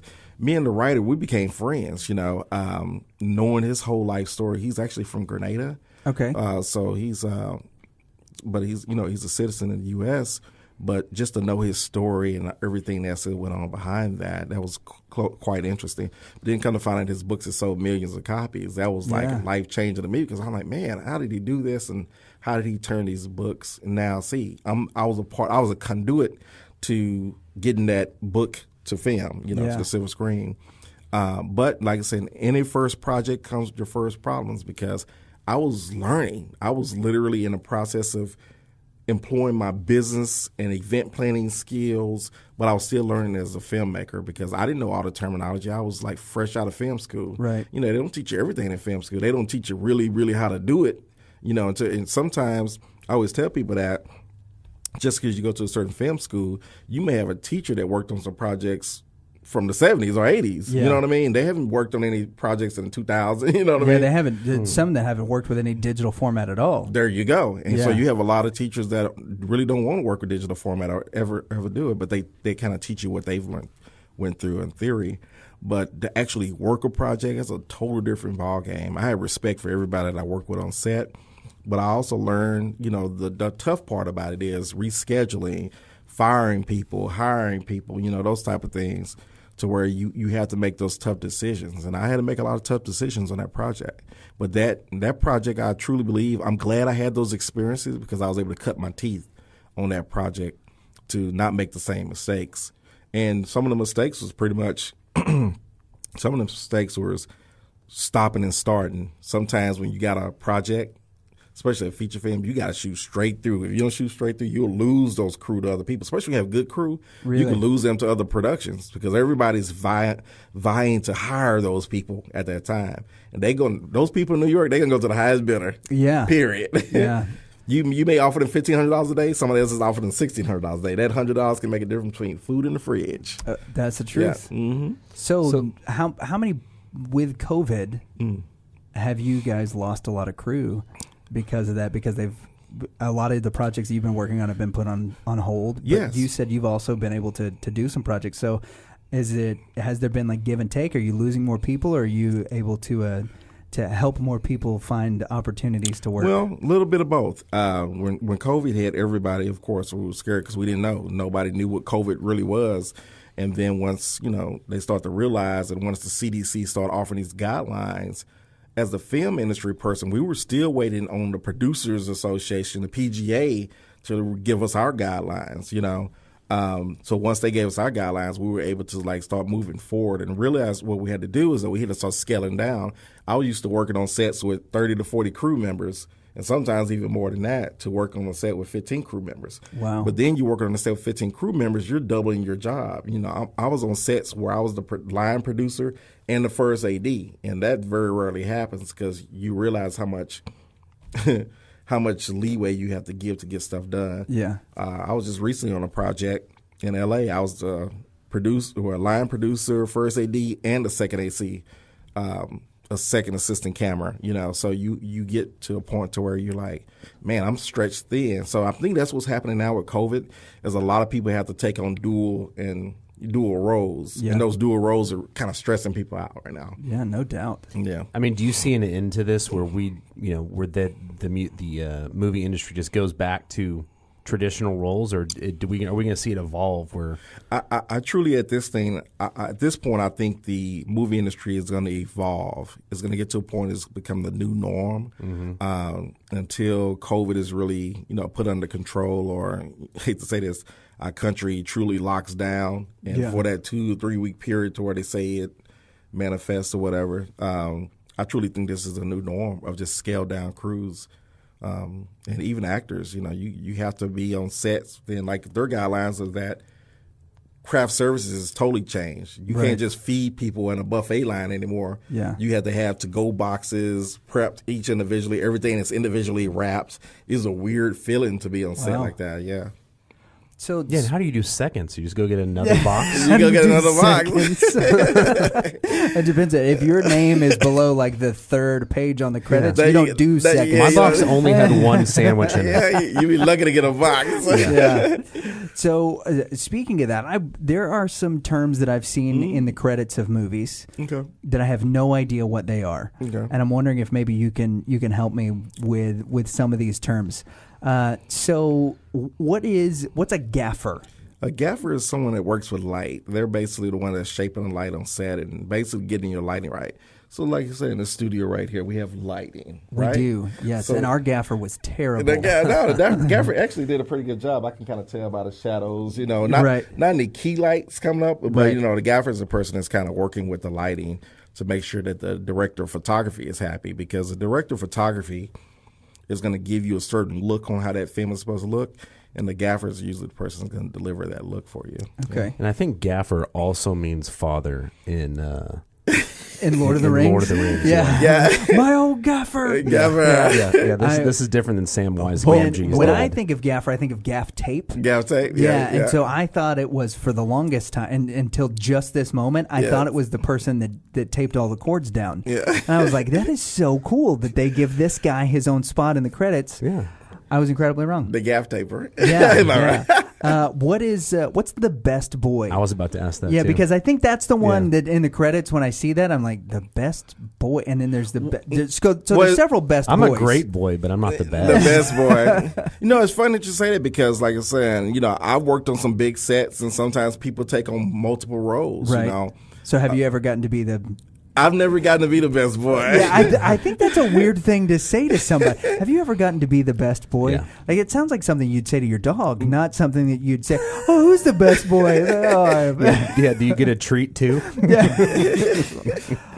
Okay, so they work in the G&E department. Most of them work in the G&E department, and G&E is for our listeners who don't know. General Electric. Yeah, we're speaking in a lot of acronyms because we're. I'm sorry. No. It's not your fault. We also are industry people like Dr. Williams, our guest. But he does the same thing with church lingo. There you go. I do. He'd be like, "What?" It's so bad. I speak, and this will probably get me So canceled. what is an offering? Yeah. What is it? What's a tithering? No, it's Tidy. Yeah, you guys are horrible. Yes. Okay, so it's a person that handles with the general election stuff. So the best boy and the gaffer, I suspect, probably have to work. They work really together. closely together. Yes. Yeah. Everybody, and it's funny. Everybody in this industry, they're interconnected departments. But See, I think the gaffer and the best boy could be one and the same. they can. I think that's one that we can combine and move forward. I think it depends on how big the set is. Well, it also depends on how big those lights are. That's true. Yeah. I'm meddling. Look, he set it up perfectly that this show is us two talking to people we have no business talking to. I'm trying to solve the movie industry. Y'all gonna have unions calling us. Yeah, Don't tell us mess with our jobs. Don't worry, just give them my number. SAG is gonna just give us a 1-star review. They're gonna boycott right outside. You're trying to take our jobs. That'd be great. We'd have to cross a picket line just to come into the studio. Yeah. What about? I offer my services as best what's boy. a grip? Grip is they're in the G&E department as well. Okay. Yeah. So everybody that I'm mentioning is just like grip is pretty much. People. I don't think about it like this. A grip is a person that's constantly helping move equipment and stuff like that. Yeah. Grip is a roadie. We call it a one man. Yeah. Yeah. And then I think my last one is a Foley artist. Because I have no idea what a Foley is. When I think of Foley... A Foley catheter? Yeah. No, that's not what I think of even. I think of Mick Foley. Right? My brain goes back to like junior high, to Mankind, to WWE. Yeah. It was Mankind and Cactus Jack and Mick Foley. And I'm like... Mankind had some issues. Yeah, so what is a Foley artist? When you think about sound in pictures and stuff like that, that can be contributed to the Foley artist. Okay. So just, you have this situation right here.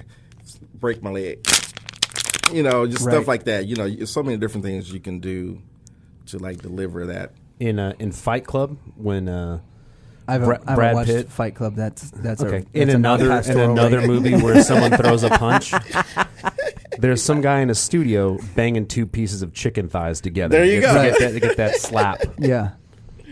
And the Foley artist like syncs that up? Yeah, they he would be able to answer this better. I just generally know. Or does the Foley artist sync it up or create the sound? They're creating the sound. They're basically recreating everyday sounds. That's cool. Like it's an awesome fighting. It's an awesome job. It's funny. I first learned about that. It was a studio in Dallas called Agora Entertainment. Yeah. You remember those guys? Yeah, they defunded a documentary that I was working on. No, wow. They put some money up for it, and so I went and did a trip. And then whenever I came back, they were like, "Yeah, we lost some money, so yeah, they did. You're not allowed to do this anymore." And I was like, "So, but I have receipts," and they were like, "Yeah."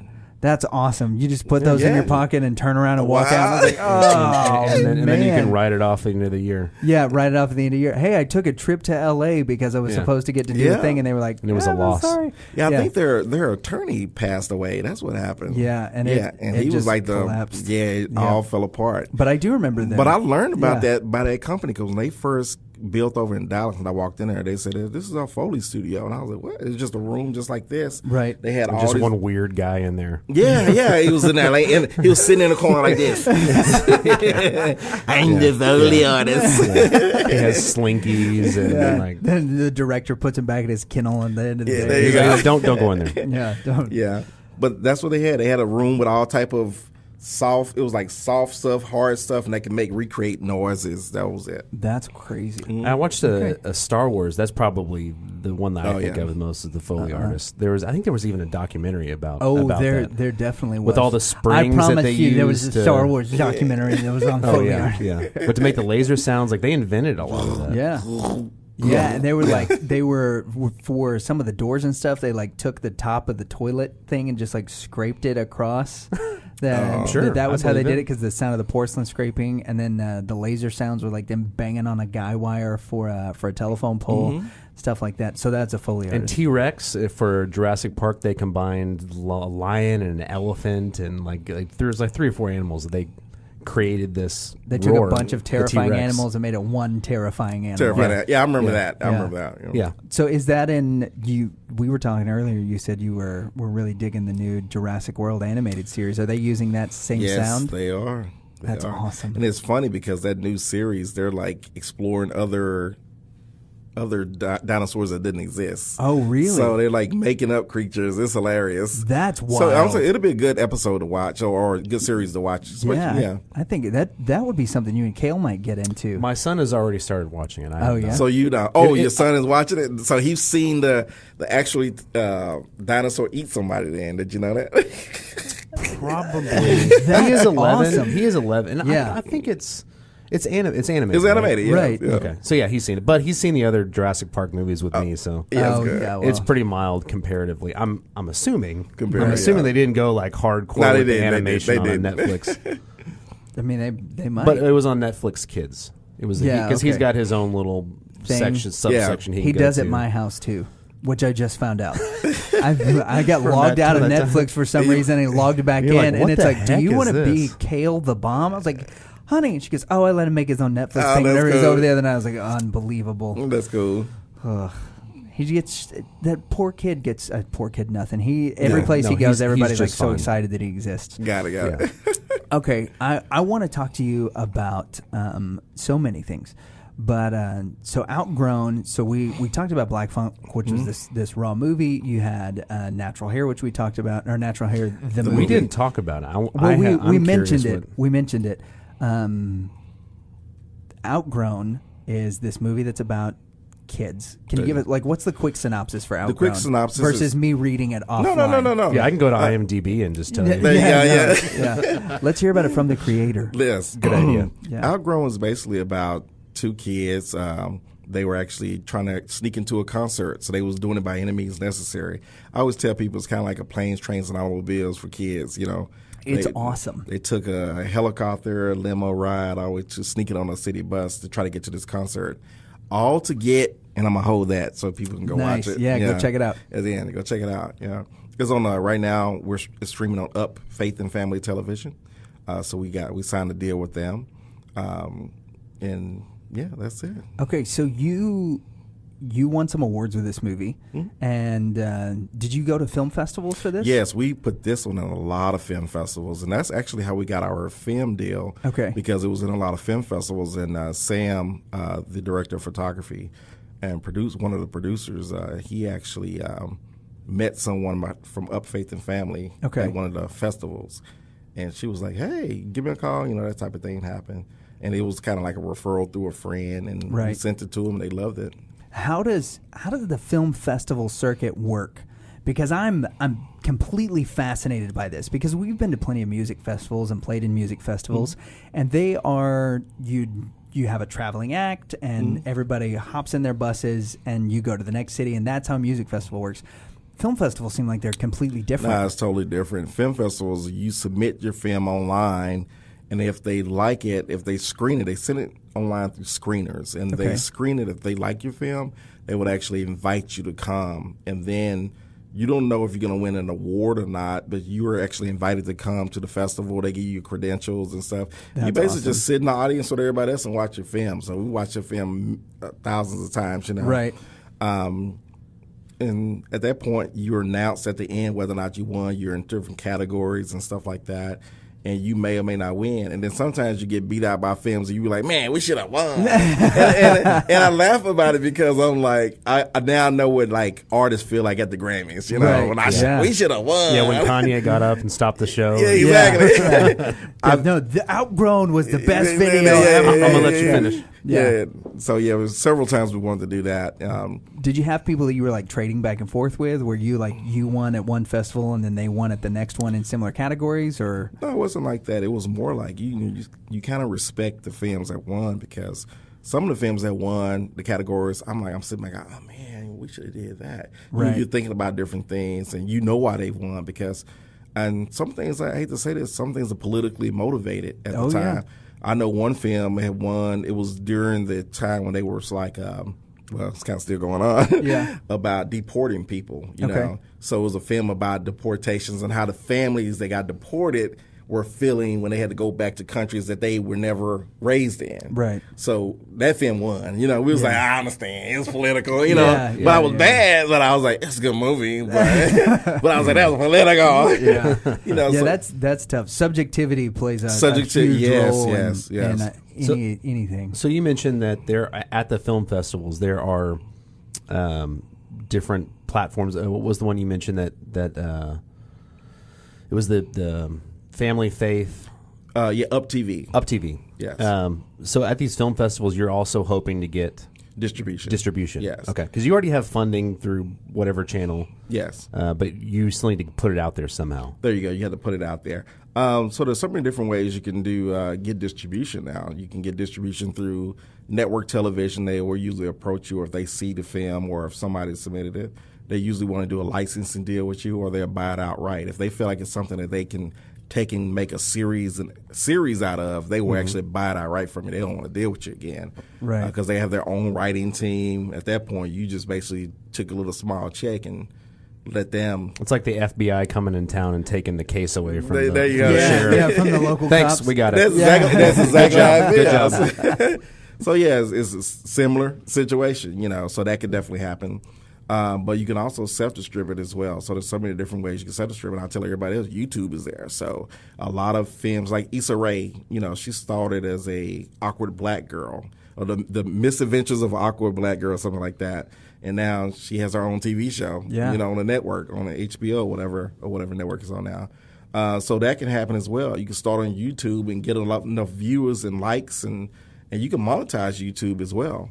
So if you can monetize it and get as many views and some major distribution companies or television networks, they'll come and try to buy that from you as well. That's or at least crazy. partner with you, you know. So you've mentioned before that you are a big advocate of independent distribution and licensing. Yes. Why would you go those routes versus, you know, just the buying outright? Because it's difficult as an artist who's struggling to not look at that big paycheck and say, you know what, they're offering me more money than I have seen ever in life. Yeah.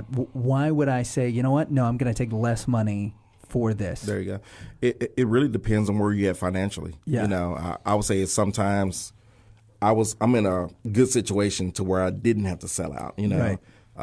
Like I said, I started in the industry older, more mature, so I had money saved up, so I didn't have to take those bomb deals. And, you know, similar to the music industry, a lot of musicians, they take these bad deals because they're young kids that needed that check. You know, they got that $1 million check, right? But realistically, they only got $650,000 because $300,000 of them went to taxes, you know. Oh, yeah. So you got to think about it like that as well.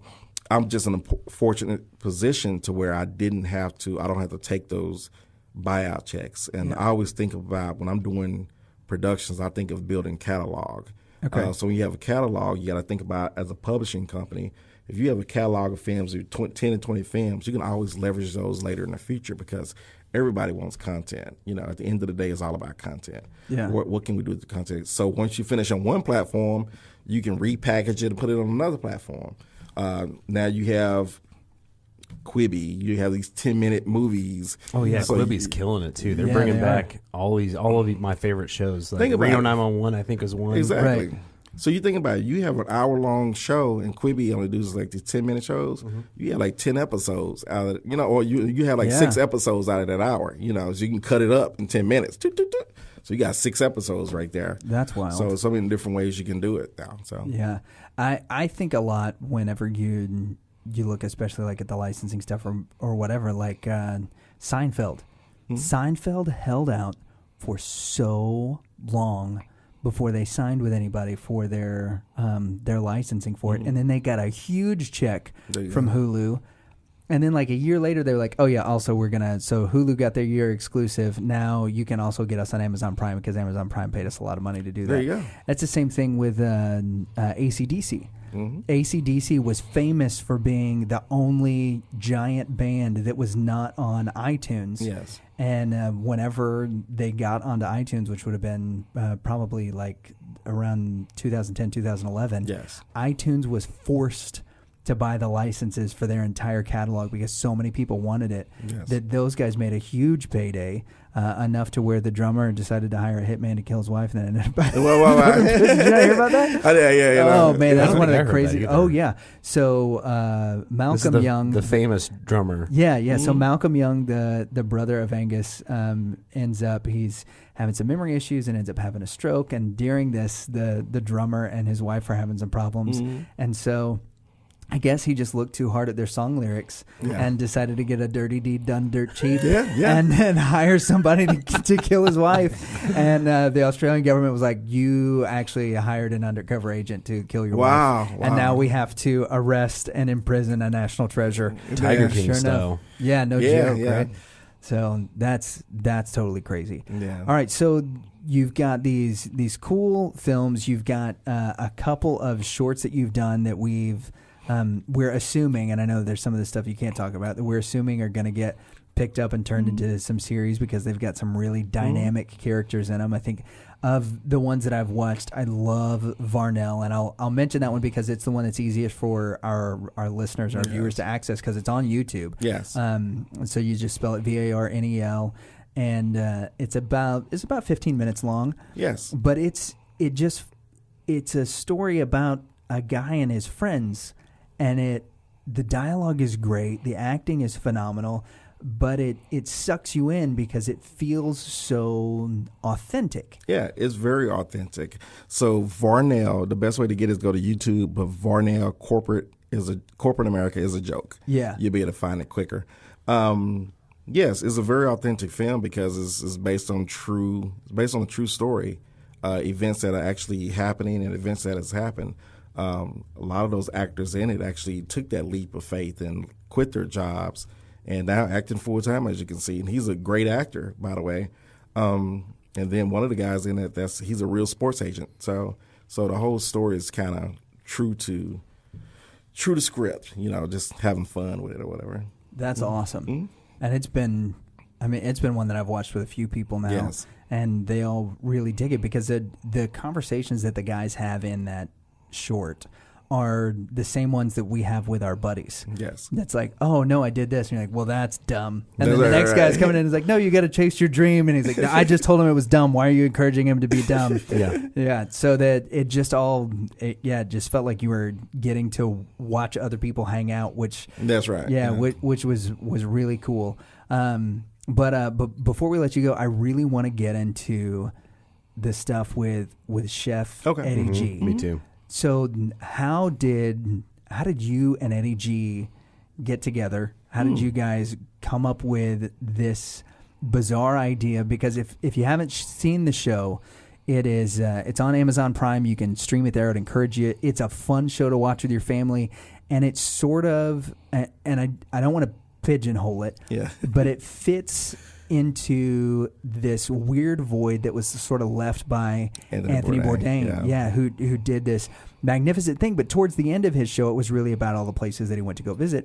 Whereas Chef Eddie, I feel like, takes the travel aspect of it, and then he adds this sort of bizarre element of personal challenge where he's going to go to, like when he goes to Guadalajara, you guys go to Guadalajara, Mexico, which I'm totally fascinated that was the place that you guys picked to go for a number of reasons, which I'm sure we'll get to. Narcos. Yeah, that's exactly what I think of. Is I'm like, okay, that's great. So I see that you guys are in Guadalajara on Facebook or Instagram, and I'm like, out in the opiate yeah, fields. and I immediately put down my phone. I'm like, dear Jesus in heaven, be with London and whoever this chef Eddie G is, who's obviously a bad influence on him. Exactly. Yeah, so.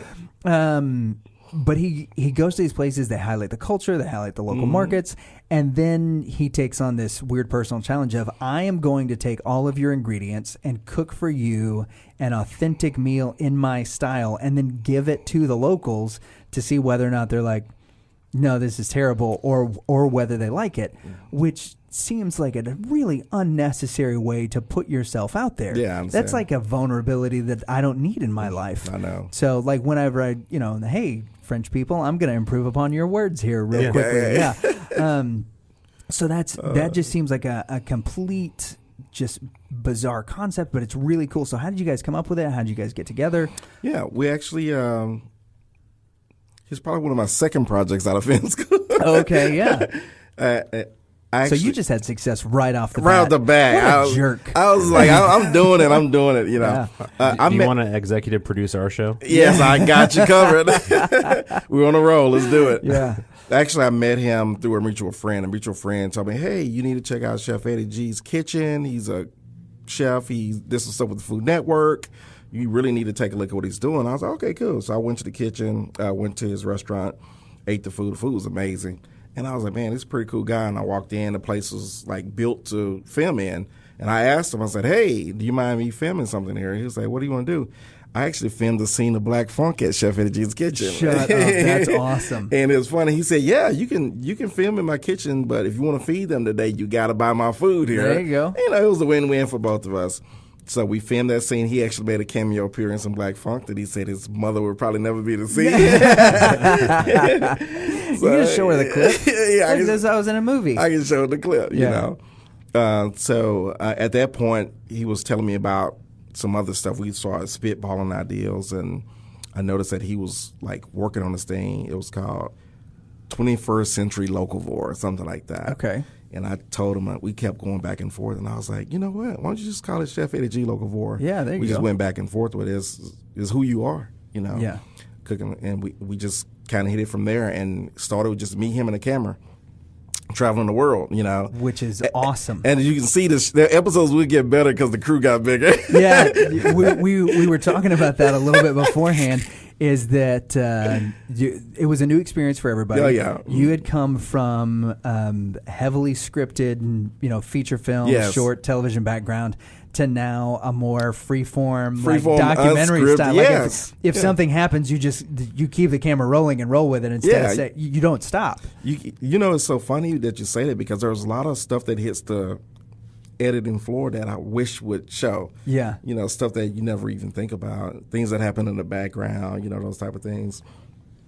And when you're making those decisions to edit it, and it's really all about whether or not you're trying to fit within this 28-point, minute blocks or, 58-minute block, of a time. You got to leave a lot of stuff out. But I always told him, I said, if we do it again, I want to be able to leave some outtakes, do like a whole episode on the outtakes. Yeah, like at the end, like here's the stuff that you missed like from what that really season. happened. That would be so cool. Yeah, like when people, it was one episode we filmed in Sacramento, and we was filming an episode on them harvesting marijuana. Okay. Yes. Nice. So we got there, and then Chef was like, Martha Stewart would love that. Yeah, exactly. Yeah. So we got to, and this is in Sacramento, California. So we was driving up to this ranch to film this whole scene, and the guy was like, "Oh, y'all can see this marijuana field," and we was like, "Okay, great." So when we get there, these guys come out of the hills on 4x4s, and I was like, "Oh my God, we about to get killed!"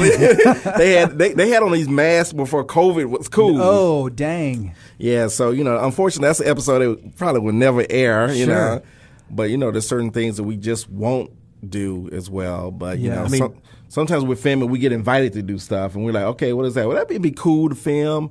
But at the same time, some stuff is only made for Vice and not the cooking channel, I was going to say that. How do you incorporate all right, so I took this ingredient and it's marijuana, and I'm going to make this huge spread with it. Well, you got cooking with cannabis. You know, you got stuff like that. You can. Right. Yeah, you got stuff like that you can do. But that really wasn't really a part of our show format. But we was just kind of doing That's it. That's kind of what I was getting at. It's like, this isn't exactly. Yeah, it don't really fit what we're doing, but I'm gonna film it. You know, I'm gonna produce. I'm gonna film anything. Right, like that would make a fascinating we're gonna bonus episode. Yeah, exactly. We'll put it in the can. You know, but at the same time, time, sell it with the DVD set. There you go. There you go. There you go. So certain things that we just don't feel like it's part of our repertoire to do. But, you know, that was one episode that the guy told us, he said, hey, y'all want to go film my cannabis farm? I was like, oh, really? It's incredible how, like, we've experienced this on the podcast, is that when we say that we have a podcast, or you walk around someplace with a camera and you look like you're official with a film crew. There you go. People will agree to stuff or ask you to come do things that you really have no business or responsibility to. There you go. There you go. Like, do you want to come see my weed farm? You're like, we can't use this, but yes, I want to see it. I've never been to one, but I'm going to come see it. I want to look at your hydroponic operation. Man, it was like when we came out there, the field, it was literally probably about, I would say it had to be about 30, 40 acres of marijuana plants. Oh my god! And I was like, I've never seen it. You know, I was like, I've never seen anything like this. Yeah, that's crazy. But it was funny to film it. You would think that would be in the Mexico episode, right? But it wasn't. It was right in California. It was a California episode. Yeah. That's so, you know, crazy. we run into stuff like that to where some things that will probably never be shown because that's not what we do, you know. Right. But we do, you know, sometimes we're filming and then we run across things. One thing that's never happened to me, but it's happened to some of my colleagues that's traveled the world to where they've witnessed crime, true crime. Oh, dang. Yes, in the middle of them filming, and then the police or the local authorities were like, hey, we need your footage. Yeah, that's never happened to me yet. I got to copy it real quick. No, sometimes they take your footage. Yeah. Whoa. Yeah. And then you be like, okay, that's my whole show. But hey, dang. Yeah, if something happens on tape. So you got to be prepared for that. So it's different things that I learned, especially traveling to different countries, to where you got to be ready to have a backup of a backup at all times. Yeah, you're like rolling with the two SD cards, filming the same thing. And when they want it, you say, here, you give them one card. You give them slot B, and you're like, slot B doesn't always work, but I'm not losing this show. There you go. So you got to be ready for things like that. You know? That's so wild. You've got 4 episodes out. What was the most fun location to shoot at that you went to? Man, they're all equally fun because like it's based on the locals, the people, and it seems like all the people that we meet are just like very authentic people. We call them salt of the earth people. So we film a lot of farms, and I call them salties. Yeah, salties. So we film a lot of farms, and one thing I noticed about filming a lot of farmers is that these are people that just want to make sure that we have food and rations, and when they're going through a hard time, we all feel it. We don't realize to why food prices are going up because something may have happened. Like even in Cedar Rapids, Iowa, they had something called a derecho, which is, I guess, something meaning straight. It was like a straight wind went through. Oh yeah, this was the crazy windstorm. Yeah, they like destroyed the city. With not like a tornado or hurricane, like the world's biggest, longest, strongest gust of wind. Yeah, it was 150 miles per hour. Good yeah, and it like leveled the city. So we filmed after the derecho. So when we was going through the community, you see the community. It was like a lot of. It was like in some neighborhoods, trees, big like 100-year-old trees just laying flat. You know, roofs and barns just tore up. And we decided to, because we kept putting off the filming of that episode, but we decided to go ahead and do it. But what we're going to do is that we want to showcase the place as with other footage that shows how beautiful the place can be. But we do want to highlight some of the stuff that happened with the storm, too. Yeah, and there was almost no coverage of that. There you go. And then I remember it was just a blip. Yeah, and then I don't even remember what crop it was, but they took a big hit on something. Yeah, corn. Yeah. I mean, Iowa. And you think about what happens, like when some of those cornfields get hit. You know, you got foods, and then you also got gasoline because you know they use a lot of ethanol. Yeah. Yes, and then on top of that, you've got a lot of alcohol manufacturers. There you go. That lose all of that, and then what I'm learning more and more is the stuff that it does for animal husbandry. There you go. So you lose corn, so you lose it off the shelf. You lose it for whiskey and alcohol. You lose it for gasoline, and then you lose it for the corn-fed beef. Yeah, for the corn-fed beef, manufacturing and all that. Yeah, mass producing. Right, which is just it's crazy. I prefer how grass-fed personally. Well done, you. Yeah. I just give it to the chickens. Yeah. Flipping chickens. We got rid of some of those. We'll have to talk about it later. Flipping chickens. Yeah, dude, we've raised almost 150 chickens this year to send out to my brother's farm. It is crazy, and it is one of the most bizarre endeavors that I've ever gone to, and now we're finally at a manageable number. Okay, cool. So if you guys want to do a Chef Eddie G episode on the different kinds of chickens that we have in the backyard, and talk to a couple of the locals, my wife would love it. We can do that. Yeah, if you brought a camera over, I would certainly let you into the backyard cool. to check them out. Oh, it's been terrible. No, honestly. And like We'll a conversation for another time with you, certainly. So you've got to go to all these cool locations. You've got to try all of this amazing food. Yeah, that's like half of it, right? You get to travel and you get to eat. Traveling and eating, that's just half of it. What's the best non-Eddie G meal that you've had? I would say the truffle pasta. I ate some truffle pasta in Tuscany, Italy. It was amazing. And I really didn't, the smell of the truffles, I didn't really like until I tasted it. It was good. It was real good. That was probably one of the best pasta dishes I've had. So do you eat mushrooms like normally, or do you kind of stay away from them? I kind of, I eat mushrooms with my steak, just regular, portobellos or stuff like that, or, stuff like that. Yeah, because my wife is anti-mushroom, but I'm thinking that the truffle might be a great introduction. There you go. Because it's so delicious. Can you imagine eating a truffled mushroom steak at Del Frisco's? That'll probably be $200, right? That's $200. It'll take that steak. It'll take that steak from $100 to $200. Yeah. I'm actually trying to think if I've ever had truffle. I don't know that I've ever had, because they make all kinds of truffle butter and truffle, all kinds of. You would not be able to kiss anybody after that, but you would definitely know if you had it. Yes, it's a pungent kind of taste, but it's very rich and very good once you taste it. Yeah. Well, that's awesome. Yeah. Mm-hmm. So what's the next episode? Where's it taking us? The next episode is going to take you to Altoona, Pennsylvania. It's right outside of Pittsburgh. So it's a very very Amish community. You're going to really love it. So cool. The music is pushing that whole episode. You're going to love that episode. Was Altoona, is that and you can totally correct. It's like a railroad. The whole city was kind of built around a railroad community. Okay. It was right outside of Pittsburgh. And the people that we filmed, Richard Fior and Helen Hoy. So that was a great episode to film those two. We filmed them at their family farm, and then we, went around to the locals, and the locals that we got most of the food from was from an Amish farm, to where they all the food was just organic and fresh, of course. Really? Man, some of the best food ever. And that episode is kind of like a carnivore's feast.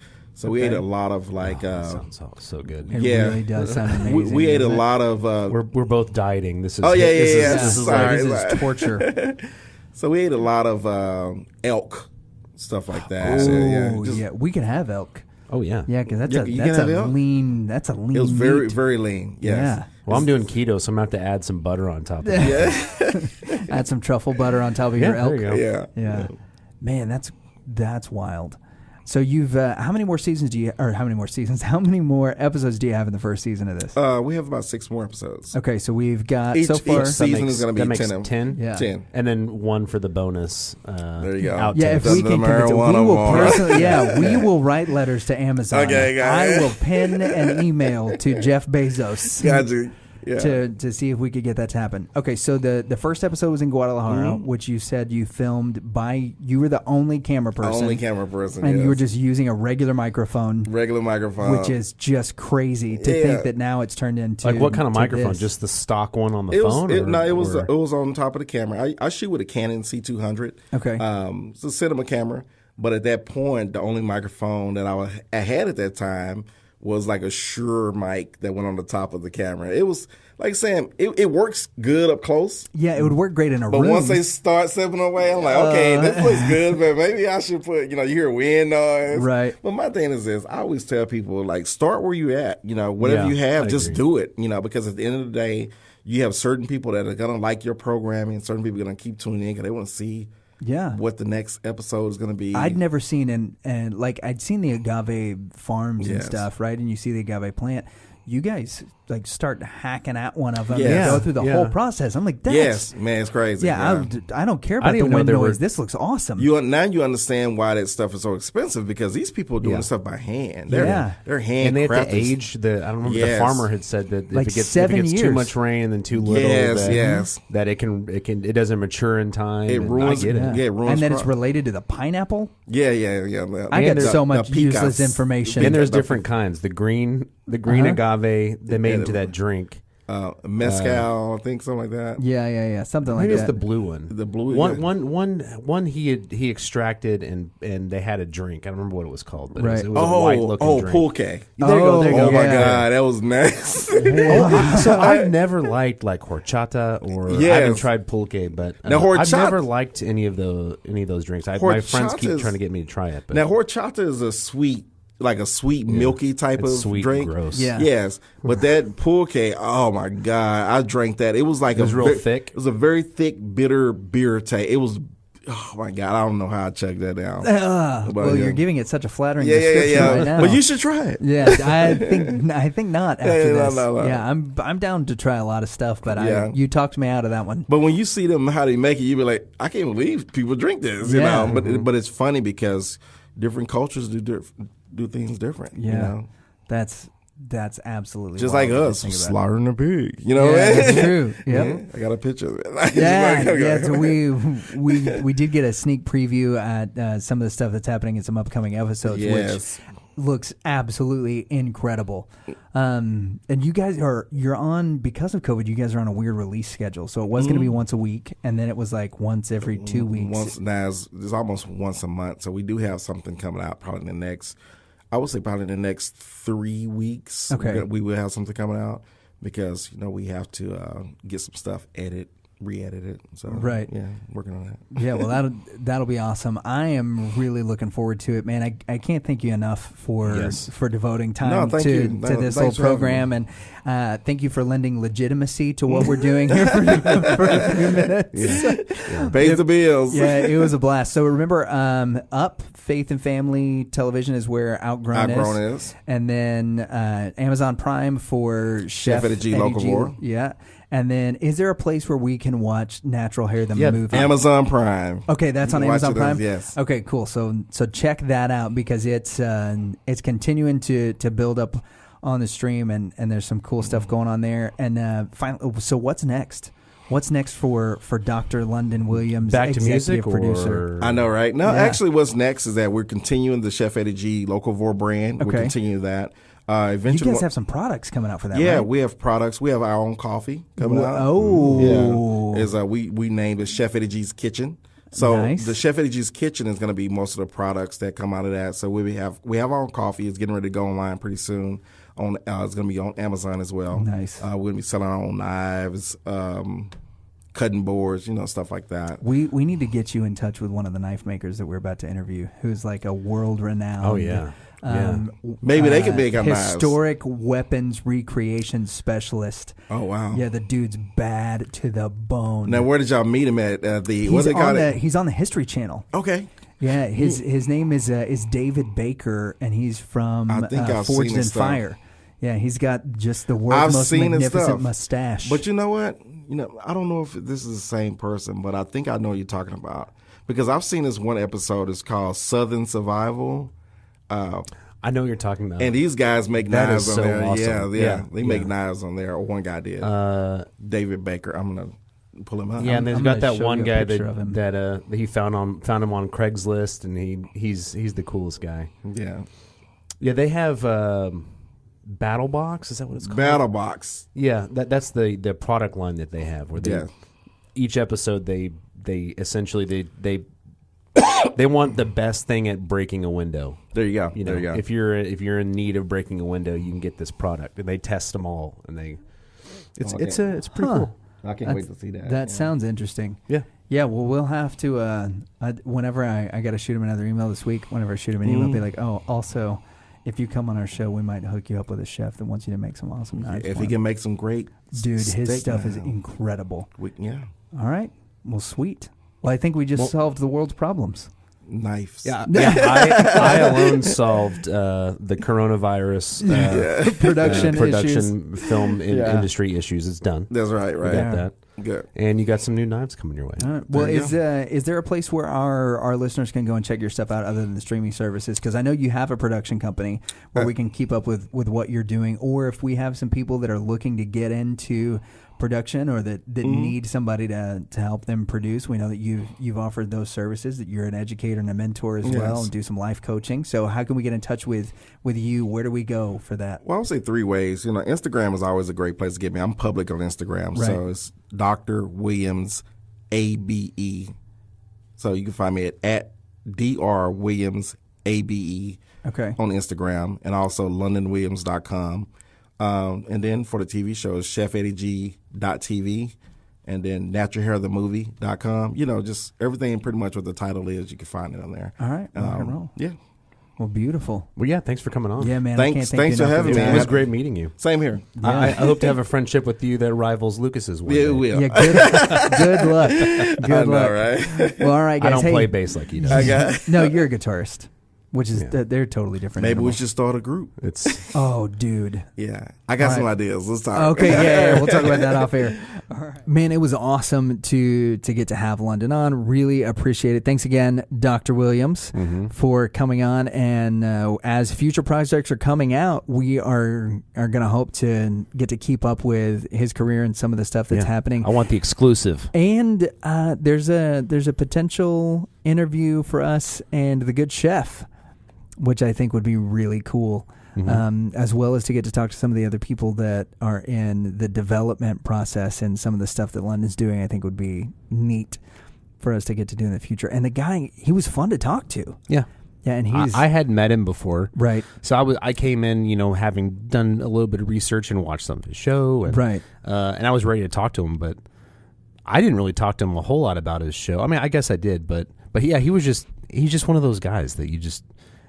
I recognized him pretty quick. I was like, we can have a conversation. Like we can. Yeah, and I feel like we really we can hang out. Scratch the surface. Let's drop Lucas. And just you and me go hang out. He'd probably be fine with that. Yeah. But he's working with a couple of up and coming artists that are actually. So he's still doing some music production stuff. Some up and coming artists. One in particular that as soon as she finishes up this final track, we'll be releasing an album, which. I've gotten to do some work with her, and she's phenomenal. So I'm excited to see what comes out of that, and maybe we'll have her on to talk about her music, which I think would be great. Man, she's a great interview. She's a lot of fun. The tagline from our show is like we just need to make it clear that we are two idiots that nobody has any business talking to, but we're going to do it anyways. Absolutely. Especially if they want to come on. And I will be nice to you. I will talk to you. I will ask say you all questions. the things. Yeah. I'll be super cool, but you have no business talking to me. Yeah. There was there were a couple of things that we really didn't get to dive into that I wanted to, and one of the biggest ones, and I think that's one of the reasons we'll have to get him on again, is his time in Tuscany, talking about like how Italy was one of those places he wanted to go to. I want to try some of Chef Eddie G's coffee. He dropped that subtly, and he talked about it for a minute. I'm just like, where do I get this coffee? Yeah, other than Amazon, right? And it'll come out in a couple of weeks, and we've got all this other stuff going. He's merchandising everything. I need coffee right now, and I need some of that coffee right now. So you've watched the show, right? Yeah. And the progression from the first episode on, because he literally was using a Shure microphone hooked up to the camera, and you can hear the wind blowing. And then there's a couple of moments that are a little awkward at the beginning because he does have it scripted out where the chef does not look comfortable. Yeah. He looks like he's reading a script, or having to say somebody else's words. But when it gets to, especially the part where he's making food for other people with the ingredients from that region and something that they've never tried, when they were in Guadalajara, and this was another thing that we didn't get into, is some of the stuff that they had to do to go to Guadalajara, because it's such a dangerous spot for tourists or for non-residents. The blanched potatoes that he made with the locally sourced tequila looked really intriguing. And so there's a couple of those things that, like, I think having Chef Eddie on would be an absolute blast. Let's keep this train going, man. Yeah, I think so. I think it was a lot of fun, and not bad for like let's first have him interview. Let's have him cook a meal. I'm not afraid. I'm not going to ask him to do that. I will, or maybe we make maybe after we interview him, we'll make the trip up to New York. Well, yeah, we'll get some locally sourced horned lizards out here, and we'll put them on a skewer and fry them up. We brought some. We got your armadillo. Yeah, we found it on the road. We got outside. Armadillo. We got all locally sourced oil and yellow roses. What are you gonna do with that, Chef Eddie? Oil and yellow roses. Yeah, good job. Yeah, basically just we have an armadillo and some poison. That was a textbook yes and. Thank you. Yeah. Thank you. Well, hey, I think that does it for us, man. Yeah. Thanks for watching. Yeah. Thanks for checking us out. Make sure that you like and subscribe on YouTube, and also wherever you get your podcasts. We're on Spotify, we're on Apple Podcasts, and a couple of other places that have added us within the last few weeks. So that's pretty cool. Also, also we are wanting to do a share the episode, and you'll be put into a drawing for some merch. For some Rev and Rep gear. So make sure that you do that, and if you haven't checked us out on Instagram and Facebook, do that as well, because there's some exclusive content, some behind the scenes stuff that is coming out on there, and there's a lot of stuff that we keep people up to date on throughout the week, and things that are happening in our lives that we do not share on the podcast. But for the people that follow us, you guys can check that out if for whatever reason you want to know more about what's happening in the lives of the actual Reverend and the actual Reprobate. Man, we just kept on talking past we did. Hey, it was a good show. It was a good show. Great job, everybody. We'd like to thank our production crew, the Invisible Man and his friend, and Kyle's background. Yeah, and Kyle's impacted background. We're gonna keep him in our prayers. Yep. Hashtag pray for Kyle. Kyle, you're important to us, as always. Mm-hmm. He's missed like 2 months of shows. Like, is he even? He's those adult diapers are. You know what we're gonna get? We're gonna get angry text messages that say we didn't invite him. No, I did.